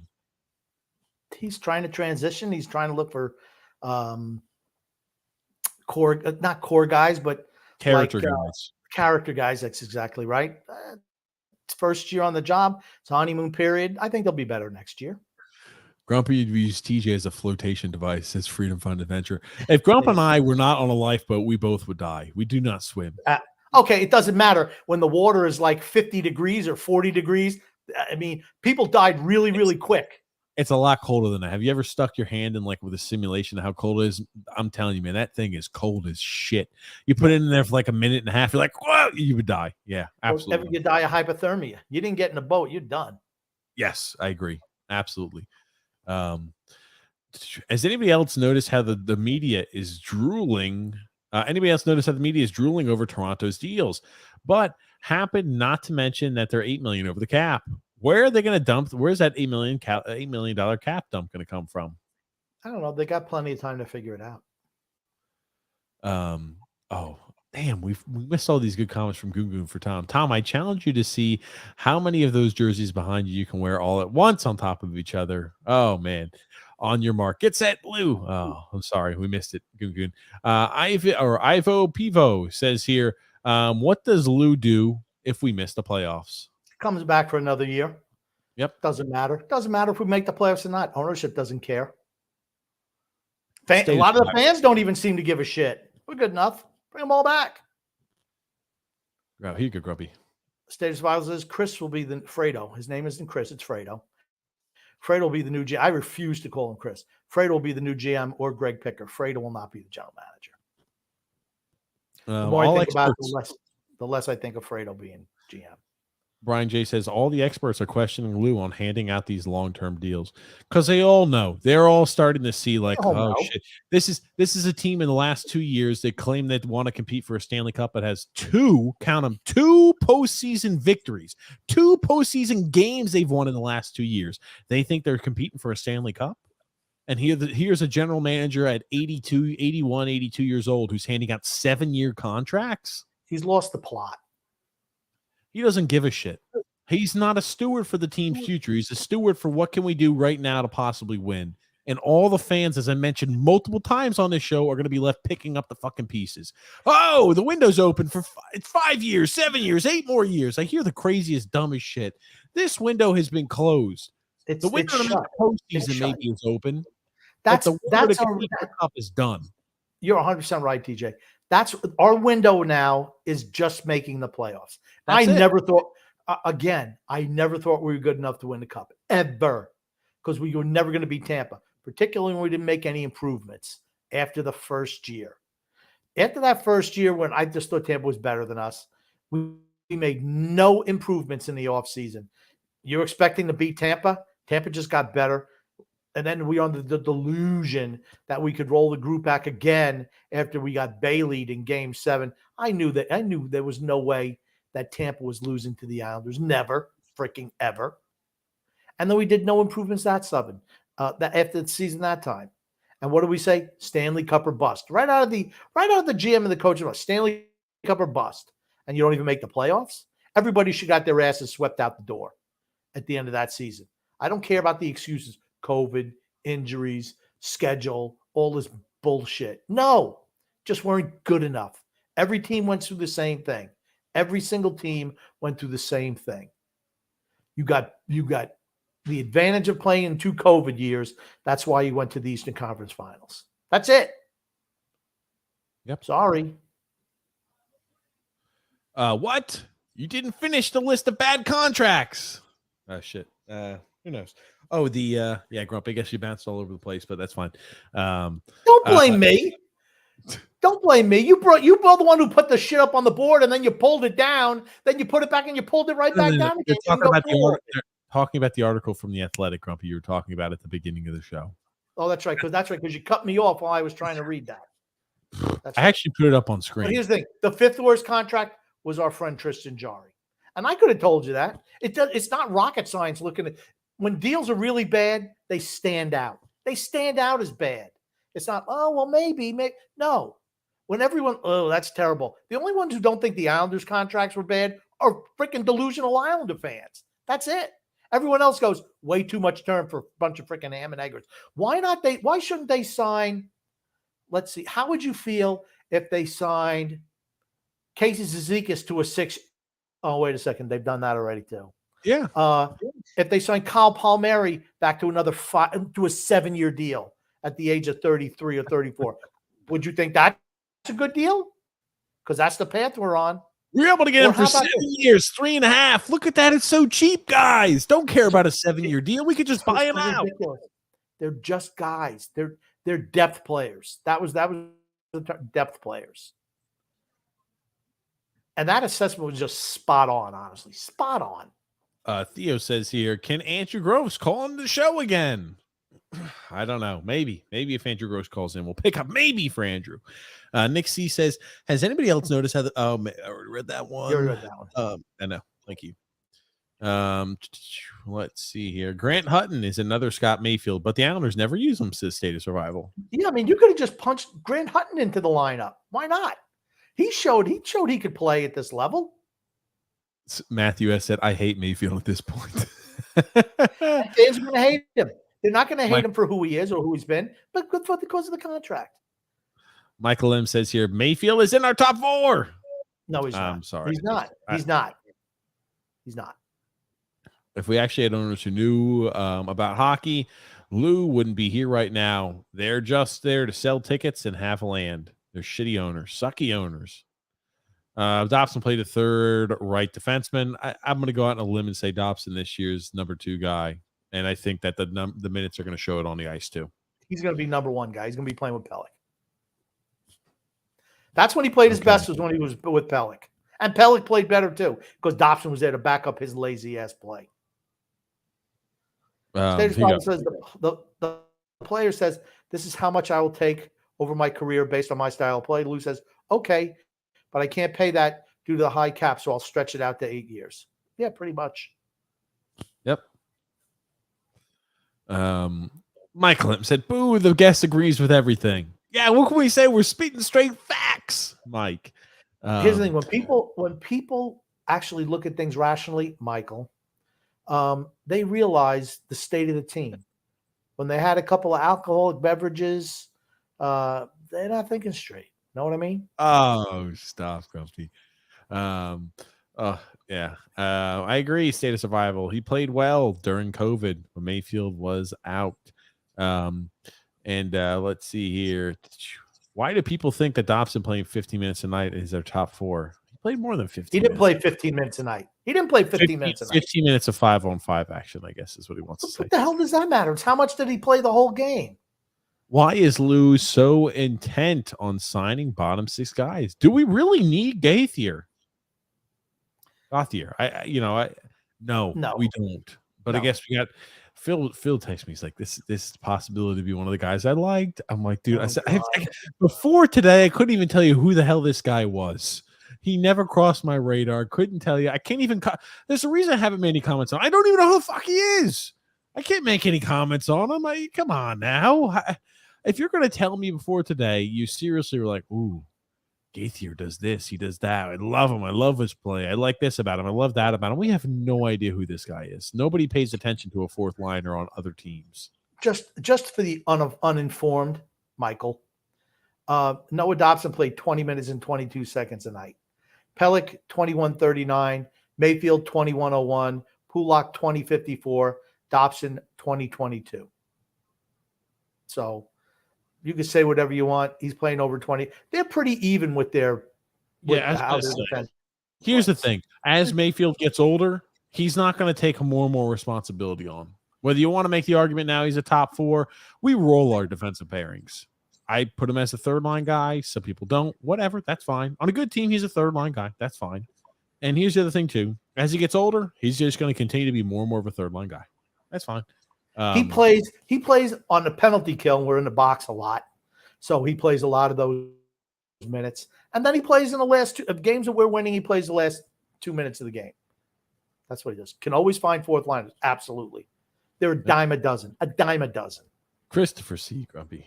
Screw cap space. I don't care if you have to go overboard to make this team better. Do what it takes. Cap space down. Okay, Christopher C. says, I like this one. He says, don't be cap compliant. F it to cap space. I like it, Christopher. But no one wants to come here. No one wants to play for the Islanders. Except unless you don't care about winning, then you're fine. Why move Cizikas up? Just put Engvall at the third line center. He's played it before. Okay, it's not going to work. I think this is about the Debrincat deal. Not going to happen. Not going to work. Goon Grumpy. Oh, man, it's another Tom question. Damn it.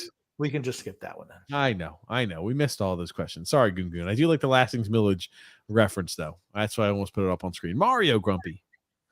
I can't believe the Senators would take Pajot back on a trade involving Debris. Yeah, it's not happening. Yes. It's not happening. Lou said hockey trades. He said that last year too. Nothing happened with. He's just full of shit. Just a stupid old man who don't want to ask questions. You don't want to answer any questions. I'll just throw a term out there. They'll fall for it because I won a Stanley Cup 20 years ago. Or I was part of an organization that won a Stanley Cup 20 years ago. I didn't do shit. The players did. But, hey, so they'll believe anything I say. Just stop. That's really what it is. When we talk about how much we value Lou, he won a Stanley Cup 20 years ago. 20 fucking years ago. When's the last time the Devils won? Was it 04? 05? When was the last time? 2003. Really? Yep. And he gutted that franchise at the end. Gutted it. This is when he was 70. He gutted their franchise. Gutted the franchise. Oh, my God. Toronto saw where he was going. They're like, screw that shit. Upstairs, you sit in the broom closet over there for another couple of years. No windows. I don't give a shit. Yeah. And then the Islanders. And here's the thing. What has he really done for the Islanders? He hired Barry Trotz. Got Sorokin to come over. That's it. Yep. That is it. A lot more negative than positive at this point. The longer he sticks around, the longer he'll be negative. The worst Michael M said, stop using Athletic as Athletic. They're unserious. I wouldn't give him $1 a month.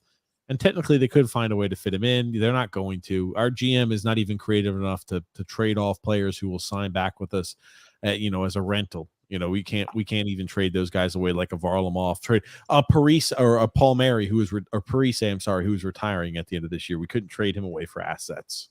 Can someone give me an article where anyone, and I mean freaking anyone besides some fanboys, come out and say, hey, signing those guys to long-term extensions was a really shrewd move by the Islanders. 7-year extensions for bottom 6 defensemen and bottom 6 forwards. Mike M is right. Trading Devontae will haunt us for 10 years. Yeah, 2 second-round picks. Oh, well. No big deal. We gave up 3 picks to get rid of Andrew Ladd. 2. Or was it 3? It was 3. 2 twos and a third. Yeah. Because he played a certain amount of ice time. They got a third from us also. TJ, the Islanders can definitely get Debrincat and should. He even hits. The Islanders actually have auto needs. Has Delamere from Tampa signed. He was linked to the Islanders to be a fourth line center. I miss positive TJ. We have $350,000 worth of cap space. No, our offseason's over. It's over. Can I ask? Still got to sign back Wahlstrom and maybe Parise. I was positive because there were reasons to be positive, but it's like now it's like, oh shit, this is the third year in a row we're just bringing the same team back. And this year we made even less moves than last year. At least last year we brought in Romanov, which was different. But it's like this year is like, hey, the same exact team that finished up the postseason, we want that exactly back, even though we won 2 postseason games. Bring that back. Pajot, Wahlstrom, and a first for Debrincat, says Michael P. Another year with no first. And I don't think Ottawa takes that deal, to be honest. Ottawa's not taking that. Where's the upside to Ottawa? Where's the upside for Ottawa there? A prospect who hasn't panned out and was injured, coming off an injury. Jean-Gabriel Pageau, a center who's on the wrong side of 30, who And looks hasn't like been he's the lost same. his legs. Hasn't been the same for two years. Yeah, it looks like he's lost his legs in that initial pop that Islander fans fell in love with, and a first-round pick for Debrincat. I don't think that's getting the deal done. Michael M says here, the AAV is fair to low on every signing, but the term is exorbitant. Yeah, I was about to say, cap-wise, it's good work. Trade or cap-wise, it could work maybe. Trade Jean-Gabriel Pageau, Barry Holmstrom, and Nuke Ross gets it to work. It doesn't, I don't think he comes here, but I don't think it's just because of cap space. I think it's because of the assets and or lack thereof. Yes. And Debrincat maybe not wanting to come here. Mayfield and Engvall are not depth players. Grumpy. I didn't know you called them depth players. They're bottom 6 guys. They are bottom. They are bottom line. Here's the thing. They're not guys who are going to say, "Hey, that's a guy who he really sets our team apart." Yes. Even Parise didn't get even Parise. Even Palmieri didn't get a 5-year extension, or Pageau. This is certainly more valuable than Engvall's ever been. 7-year deal. You mean to say even they didn't get a 7-year deal? They only got 5-year deals? Just 5-year deals, which were too much there too. Grumpy, long-term loser. Seriously considering not re-upping on Bridgeport season tickets and doing Quinnipiac games next year. Bridgeport sucks. And all this guarantees that the next 8 years of Bridgeport's are losing season. They made the playoffs one freaking year. 1 year. That's it. No, I think they made the playoffs before, but they've won one playoff series in like the last 20 years. That's what it is. They've only won. Okay, long-term loser. Yeah, go to Quinnipiac. They probably have more. Like the games. Who the hell are you going to see on that Bridgeport Islanders that you're going to see in the NHL? Hey, William DeFore. Oh, wait a second. That flavor of the month is now out of style. Oh, Matthew Maggio. It's only a matter of time before he goes out of style. They're all the same. Yeah, Matthew Maggio. Right. We're not hearing about him. He should be a star. He should be a first-line player for this team. Yeah. The Varley AAV is high. 1.5 million is the average backup. Absolutely. That's what I said. 1.5 for 2 years. Take it or leave it. Take it or leave it. Play hardball with these guys. Sorry. Here's the thing. You're 35 years old. You play 20 games a year. I'm not giving you 2.75. The fact that he made $5 million, the fact that they're putting $11 million in cap space in their goaltenders for the next 4 years minimum. Think about that. $11 million against the cap for the next 4 years in the goaltending position. You can only play one of them. It's astounding how stupid his moves were. Just astounding. The term is the money and the term were disgraceful on Varlamov. The term were just abysmal on Mayfield and Engvall. And Sorokin he got right. You're grumpy. What's that next comment there? Read that next comment there, buddy. Pray we move Lee. We can get something for him and keep half the salary. They're not moving him. They're not moving him. I don't think. Yeah. Now, Drew said this. Who is this fellow on the left, Grumpy? Lou, when it comes to helping out the franchise, it's just somebody sleeping. Yeah. I don't know. Is that supposed to be somebody of historical importance or significant importance or something? I know it's not me because it looks like there's headphones on. That can't be you, Grumpy. Yeah, he's also got a hoodie on with no little strings. But Lou, when it comes to bottom 6 forwards in career AHLers. He's on the phone for that one. Uh-huh. Yeah, there it is. Here you go. Andy and Rono, whoever this is. These are some data analytics guys. Oh, gosh. Some of your favorites, Grumpy. Data analytics. We said that Lamoriello is destroying the Islanders. This is what we meant. Terrible prospect pool. A lot of contracts until 2028 or even later. And also the Islanders are not Stanley. What? No, Andy and Rono. The Islanders are Stanley Cup contenders. Just forward that to Phil. Because he's an analytics guy. Hold on a second here. Send it to Phil. Say, here you go, Phil. Send it to him right here, Phil. I don't even know what's going on. Next general manager, the Islanders is going to be a hard situation. The NHL draft or NHL team prospect pool strength rankings. Where are the Islanders? Where are they ranked? All the way at the bottom. Whoa! They broke it down. The top 5 star rank, 31st. We do get better when it comes to depth star ranks. We do have some Carolina? depth. Where's Carolina? Carolina, 11th. Pretty good. Pretty good. And they're a good team, and they're 11th. They know what the hell they're doing there. They really do.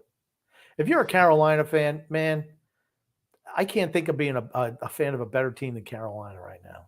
Good thing that we're not going to have to worry about the Columbus Blue Jackets, who are number 1. We don't ever have to worry about them. It's not like they're in a division for years. Montreal, who is that? Canadians are number 2? Yeah, Canadians. And the Flyers are number 3. Good thing we don't have to worry about the Flyers. They're not in our division or anything like that for the next few years. What are the Sabres? Where are the Sabres? They're number 5. Wow. Sabres are number 5. Wow, isn't that great? Minnesota Wild. Look at what Bill Guerin's done for that franchise since being in charge. Talk about a guy who knows what the hell he's doing. Look at that. The Devils at number 9. Wow. Wow. And look at Carolina Hurricanes at 11. These are all teams in our division. Is it sad that the Penguins are at 29? We're below the Penguins. That's sad. That's really sad because everyone says the Penguins they're nothing. We're worse than them. Oh, we're the Rangers. They got to be pretty shitty too, right? Rangers are at 25. 25. We're number 30. What number? 31? 31. That's bad. That's really bad. Oh, that's good. That's great. Okay, let's take a look here. Continuing on. Stranded off the island says here, why I don't like an 80-year-old general manager. He's not going to care about the future. Exactly. Doesn't care. Doesn't give a shit. You know what? That's the worst thing is, hey, what do you think about the I don't give a shit. But sorry, you're not GM of my team. You're gone. You only live once. I want to hear. I'm at the end of it. You only live once. Who cares? The reason that he's going to be so at the end of the day, he's going to be so detrimental to the franchise. They might move it. Let's pull up stakes. I don't care. You got a new stadium. We're selling. They're not moving it after the new stadiums. They're going to sell. The ownership will sell. I do believe that's a strong possibility. If new ownership come in, Lou Lamoriello's gone. Matter of fact, I'd be sitting right at that elevator. Get your old ass out the door. You're gonna go to Islanders headquarters and wait for Get out, buddy. Oh man, You're out. Said, the reason we have these old geezers on our team is because of Lou. All of these guys are youngsters. Lou. That's right. Yeah, I guess that's true. Grumpy, I agree that Lou is selfish and operates just as such. He puts his desperation to win one more cup above the best interest of the entire organization. Yes, absolutely. Freedom Fund Adventure. If you're a team like, Toronto, for instance, I could see it. Why? Because you're loaded with talent. Loaded with talent. I could see that. This team, no way. We're about 7 pieces away from being the Stanley Cup contender. 7. It's 7 now, huh, Grumpy? 7. Strip Lee of the sea and give it to Barzal. He wants to win and dump Anders Lee. Maybe not 7, 5. No, I'm going to say 7 because your whole fourth line needs to go. Okay, those are really easily replaceable pieces. We have those already. Got plenty of them. Okay, we got as many of them in house as possible. I mean, we need a first line. I mean, if you want to play Barzal on the wing, he's a first line winger. He's the only first liner on the whole team. Let me ask you this. Let's do one for the optimistic fans who like the roster bait. If they bring in Debrincat somehow, they get rid of Pajot, Wallstrom, a first, and some other piece that doesn't impact the team. Noah Dobson. No, not Noah Dobson. Let's say they didn't have to. Ottawa wanted to give us a Christmas gift. Let me ask you this, Grumpy. Does adding Debrincat make us an immediate cup contender? I think it might. No. Cup contender, no. I think we make the playoffs. We don't get cup contender. We lose in the first round because you got to play Carolina. We're Carolina's bitch. How many times I got to tell you? Not beating Carolina. Okay. Carolina owns us. We owe our very existence to Carolina. If Carolina says, you're losing. Okay. Thanks for the rent payment. Here's the rent payment, Carolina. You own the division. Michael says here, Barry Trotz's huge swing was buying out a great player. That bald Barry is gone. Wow. Adam says, we need an owner like Steve Cohen, a $17 billion owner. Go There for it it. is. Somebody get Grumpy a script. I don't know what you're missing, but apparently you're missing something. Can't win if you keep trading away first rounders. True. Yeah. They're cost-effective pieces. This way, when you screw up and sign guys to big long-term deals, you got young talent on cheap contracts to bail you out. We ain't got that. You know that first-round pick is good as gone next year. Yes, there's no way. It's gone. It's absolutely gone. There's no way we're keeping that. That's gone already. Here's what's going to happen. We're going to be a team, right? Maybe we're going to be one of the last teams in the postseason spot or right outside come the deadline. And he's going to say, great, we need to make the postseason again, and we're going to win it. We're going to win the cup because XYZ player is going to be this rental is going to finally put us over the edge, and we'll give up another first-round pick. We're going to trade a first-round pick, Noah Dobson, 2 first-round picks, Noah Dobson for Benny Malkin. That's what we'll trade. It's getting Malkin. That's a trade we'll trade. Yeah. Wallstrom had 16 points in 35 games before getting hurt. Better than 3/4 of the roster. Yeah. And he had 1 power play point. Those are all 5-on-5 points. Oh, the analytics darlings, you love that. All 5-on-5 points because they never would give him any power play time. So we suck 5-on-5. We suck on the power play. We suck offensively. Yeah. I wish we sucked really, really bad because then I'd have something positive to say about the team. Long-term loser says Wally's career isn't going to last long in general. These vital years, he's shown minimal growth. The injury certainly didn't help his chances either. I'm not willing to close the door on Oliver Wahlstrom yet. He's When 23. so much hard. Yes, he's 23. Yes, same thing. Dobson, 23. Everyone says, "Oh, Romanov, he's just going to get." He's the same age as Dobson. Literally Romanov the same age. Romanov is 1 day older. Oh, Romanov is older, Grumpy. They're literally the same freaking age. Yes. Dobson is so much better than Romanov. It's not even funny. Freedom Fund Adventure says, I hate how some guys forget how good Wahlstrom is because he hasn't played in a bit. Get rid of your young, strong, hyper-skilled, high-potential guys. Some moronic move they constantly blast Lou for, but want. Yeah, that's it. You don't move the young guys. That's why I'm not moving. Get rid of the veterans. No one wants our veterans. Why? Because they all make way too much money for way too long a term, and they all suck out loud. Lou Riviera says here, what are you talking about? Most of these players do that one thing. Lee stands in front of the net. Wahlstrom is just fine. Yeah. Brian J says here, a first ronder to play 4th line. That's the typical Islanders. That's when Tom was talking about Simon Holmstrom. Exactly. You drafted a 4th line player in the first round. He was talking about Wahlstrom being maybe a 4th line guy. I'm sorry, Holmstrom. He was talking Holmstrom. He's talking about Holmstrom. No. And that's what the comment was referring to. We drafted Holmstrom in the first round, and he's going to be a 4th line player. You could get those anywhere. That's what it was so dumb. I remember when they made that pick the night of the draft. Highly critical. Who looks right now and who looks wrong? I'm right. I'm just going to tell you. I was right. Everyone else was wrong. I was right, too, with you, Grumpy. Mario says here, would anybody be surprised if the old fool re-signs back Matt Martin and Cal Clutterbuck? I would be shocked. I'd be shocked. I would be stunned. If he signed them back, I can't see it. I can't. Even if it's on 1-year deals, I can't see it. Yikes. I can't see That's all I have to say. I cannot see it. How long do we think we sign Martin for next year, guys? My gut says 7 years. Oh, God. Loyalty over winning in this organization is what Brian J says here. Mario says Holmstrom's a Lamoriello pick. He'll be given more than his fair bit of chances. Fair share of chance to prove how much he sucks. All you got to do is watch him on the ice. I watched him, like I said, live. I tell you what, that kid blows. No shot. No shot. Freedom Fund Adventure, Grumpy. Okay, let's have it out.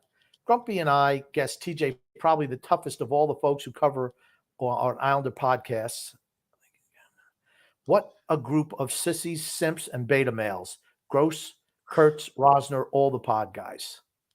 Yeah, we're the toughest of. I'm certain we're the toughest of everyone.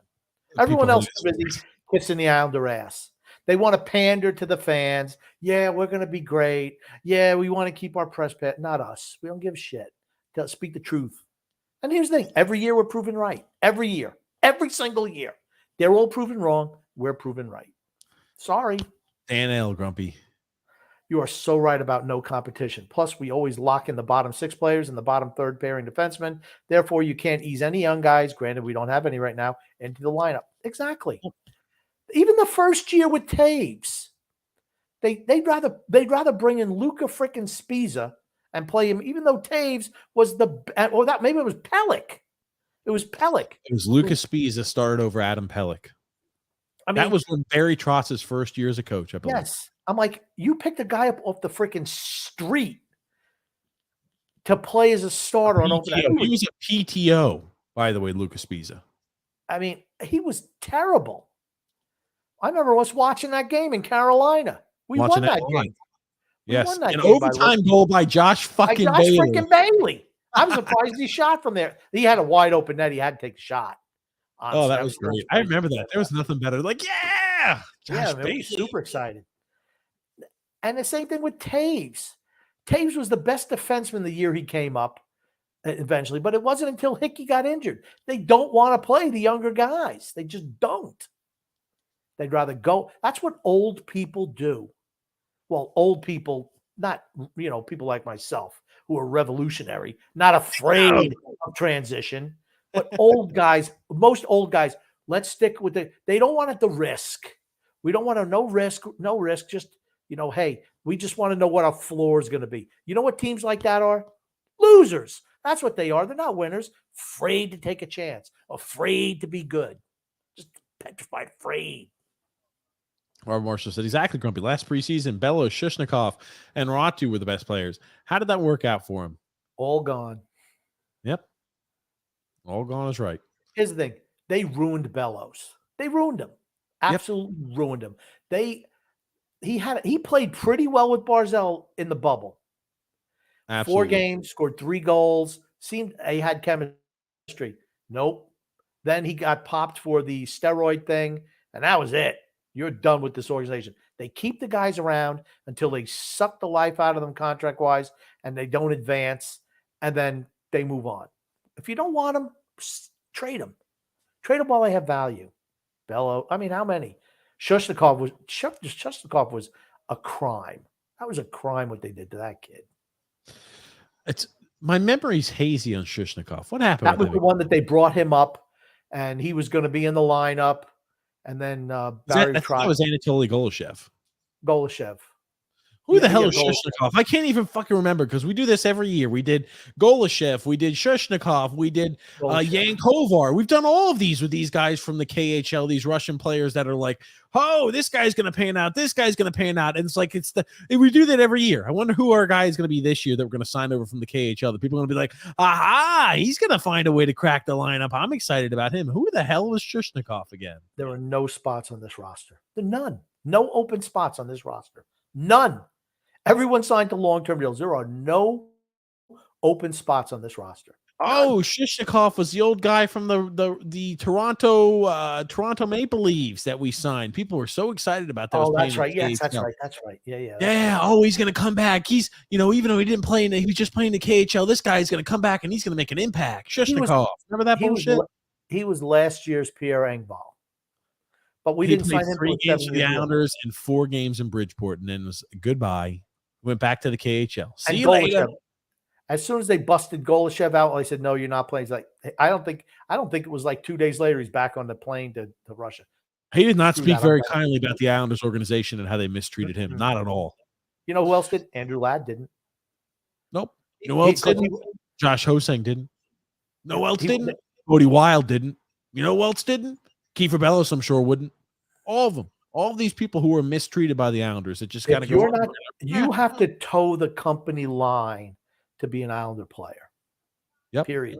Do not have a divergent viewpoint. Do not. You'll get squashed. And they don't like give a shit. shoe under a freaking foot. That's like a bug. A bug under a what did I say? A shoe like under a foot. Under a foot. Fuck. We're 3 hours in. That's how we know we're 3 hours in. Oh man, just gonna try to few. Danielle said those Martin and Clutterbuck contracts are absolutely inexcusable. Absolutely no reason to sign. Man, the cap hit was so low though. Dan, don't you remember? It was 4 years. It was 4 years for Martin. It was 1.5, 4 years. Yeah, look how low that contract is, though, Dan. We don't have to worry about that. It's going to be just like the Mayfield one. 3 years. 6 years from now, it's not going to matter. I promised not to move Parise and Green and Chara. I promised them. I don't give a shit. It's professional sports. You trade guys. Nothing has made me happier this offseason than the trade Bailey way. Bye-bye, Josh Bailey. Honestly, it didn't make me excited. Once he was out of the lineup at the end of the year, that's right. He's gone. I knew he was. He was never playing for us again. He didn't play down the end of the year. I'm like, he's done. He'll never be back in the lineup ever.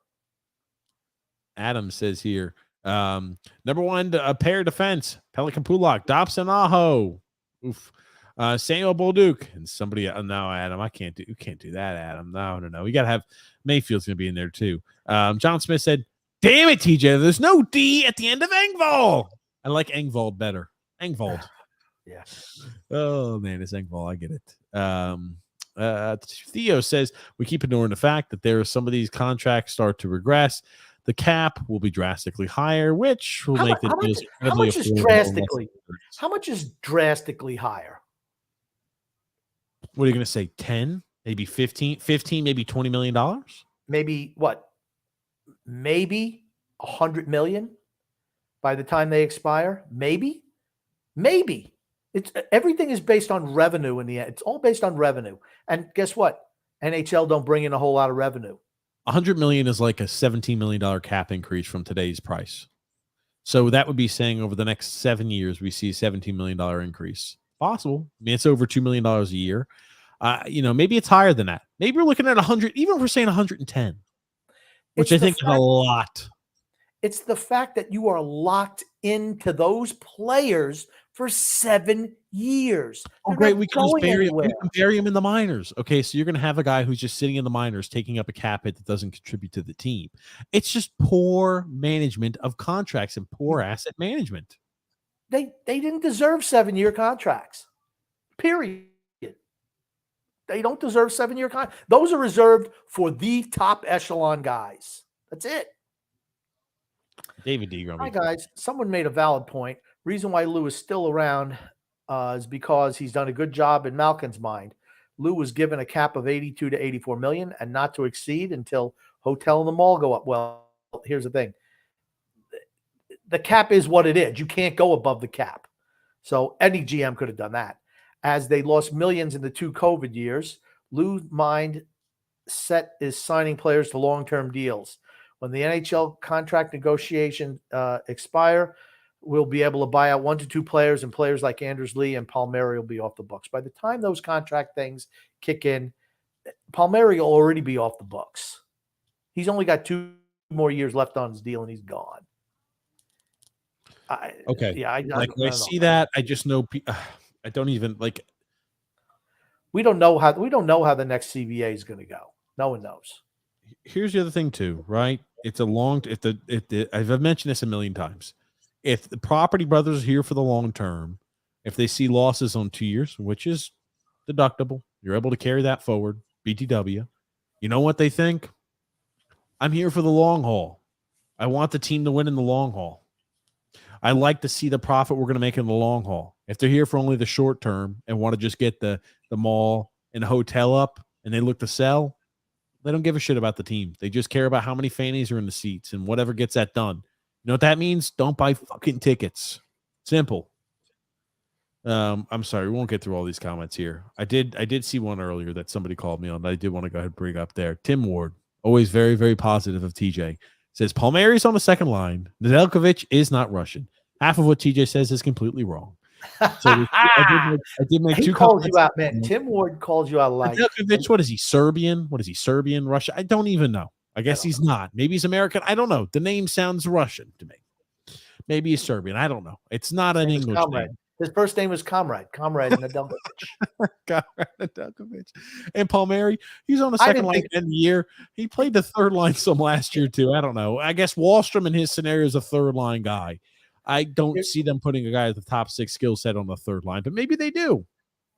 Here's the thing. I kind of felt like, the movie Animal House, like when you say things wrong, I don't correct you all the time because I don't want the whole podcast to be me correcting you. So I just felt like, when the Germans bombed Pearl Harbor, I'm like, Germans? He's like, he's on a roll. Just let him go. Yeah. It's like, that's what I feel like sometimes. I knew Nedeljkovic was not Russian.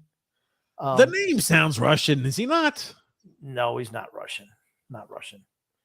Who's he with now? He's with he's signed with the Penguins. Oh, he's with the Penguins. Okay. He's signed with the Penguins. Alex, he looks Russian or Serbian. What can I say? He's from Ohio, Grumpy. Damn it.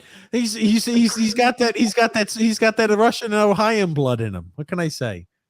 Where is his original place of origin? He's not where is he originally from? What type of descent is this guy from? I'll look it up. He's got to be. He must have been first on the boat. He does. Okay, he looks like he's from Eastern Europe, but I don't know. Maybe I'm completely wrong. He probably drinks. He just drinks a lot of vodka, right? Okay, Serbian bloodlines. Okay, gotcha. That's fine. He's Serbian, Russian. I was close a damn enough. All right. He was born in Parma, Ohio, and if you remember, like the Drew Carey show, the first couple of years, move over. Parma. That was part of the Drew Carey show song at the beginning. And I didn't know that Parma was actually down in Ohio, but now I know. I learned something today. They say you should always learn something every day. I just did. Him calling me out and keeping me accountable helped you learn something, Grumpy. Nothing wrong with that. Nothing wrong with that. He's U.S., baby. U.S. with Serbian bloodlines. Anyway, continuing along here, money is spent no matter how high the cap goes. Exactly. The money's already spent. But you can take advantage of a higher cap because contracts cancel out with a higher cap. When the cap goes up, if you're smart and have available cap space and roster spots, you can go ahead and sign those unrestricted free agents that other teams just magically have more money for us then. If we weren't stupidly pissing it away now on 7-year contracts. Just dumb. On Ham and Eggers, Jags, the Michael Moises of type players. You don't be saying that about Michael. He was attacking me earlier, so I'm taking a shot at him. It's too easy. Oh, come on. No, I thought you were about to say Mike the Greek Melaniadis, as you always do. Johnny Montadots and Mike the Greek Melaniadis. Yeah. Oh man, TJ Sorokin for one of the best friends. Who cares? Who gives a shit? Again. That's the worst reason to keep somebody. I would have definitely gotten rid of him just for that reason alone. You need to make new friends. I don't need you being chummy with a failed goaltender who's been here forever. No, he's never won shit. Get rid of him. Man, we're 3 hours in, Grumpy. I'm starting to die over here. Grump, what do you want to say before we wrap things up here today? I want to say love and laughter to everyone who listens and even those who don't, from TJ and the Grumpy Old Man.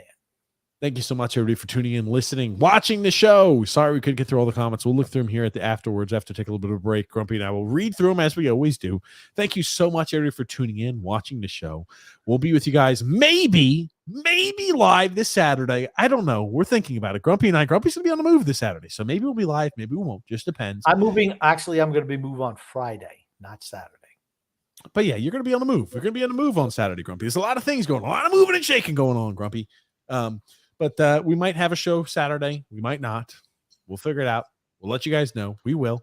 Thank you so much, everybody, for tuning in, listening to the show. We'll be with you guys live probably this Saturday. Definitely tomorrow on the TJ and the Grumpy Old Man show. What time is that show, Grumpy? 9:30. 9 p.m. Eastern Standard It won't Time. be 9. It won't be 9 p.m. Hopefully, you know what? 9 p.m. That the Islanders have more of a chance of making the playoffs than we have of doing that show on time. Really? Yeah, because you just can't get it done. Oh my! Looky there. Phil did make a tweet back at us, Grumpy. Hold on a second. Phil. He said, I would care very little about prospect rankings as they're typically wrong. Rangers are rated number 1 just 3 years ago, and all their players became busts. That's not true. They got 3 guys who are starting in their lineup right now. Keandre Miller, Lafreniere, and Kakko. And Fox was part of that young prospect pool that had two. One of them has won Norris trophies. I wouldn't say that's been a bust. Best defenseman in the NHL. Phil, he's just full of shit. I don't know. You could call that a failure. I Phil think would be that the first I one. think Adam Fox has been a success for the Rangers. Maybe he hasn't though. Here's the thing, and so is Goals Keandre trophy's Miller. not very important, I guess. So is anymore. Lafreniere, and so is Kakko. Kakko is going to break out this year. You watch. Just to let you know, if it was reversed in the Islanders, Phil would be trumpeting that shit all over the town. Look at us, we're prospecting. And don't worry, in a couple of years, he's going to have that ability to do that. Matthew Because the team's Maggio. going to suck. We're going to have a whole bunch of prospects that look at our prospects, are on the way up. And I'm going to say, they don't mean shit. They're And I'm going to have pull up something to do that with tweet and tell them why. Oh man, I love it. I love Phil. I love him. But man, thank you so much, everybody, for tuning in, listening to the show. We'll try to have something on Saturday. Grumpy will not be in the Grumpy. It'll be shorter, Grumpy though. Mansion. It'll be shorter. It'll be shorter for certain. We'll try. No promises, no guarantees. We'll try though on Saturday. Thank you so much, everybody, for watching the show. We'll be live with you guys next, hopefully Saturday. Definitely tomorrow on the TJ and the Grumpy Old Man show. Make sure you tune in. Thursday, 9 p.m. Eastern Standard Time. TJ and the Grumpy Old Man can be found in the link in the description below and also as a featured page on our YouTube channel. Thank you so much, everybody, for tuning in, and thank you, Grumpy. My pleasure.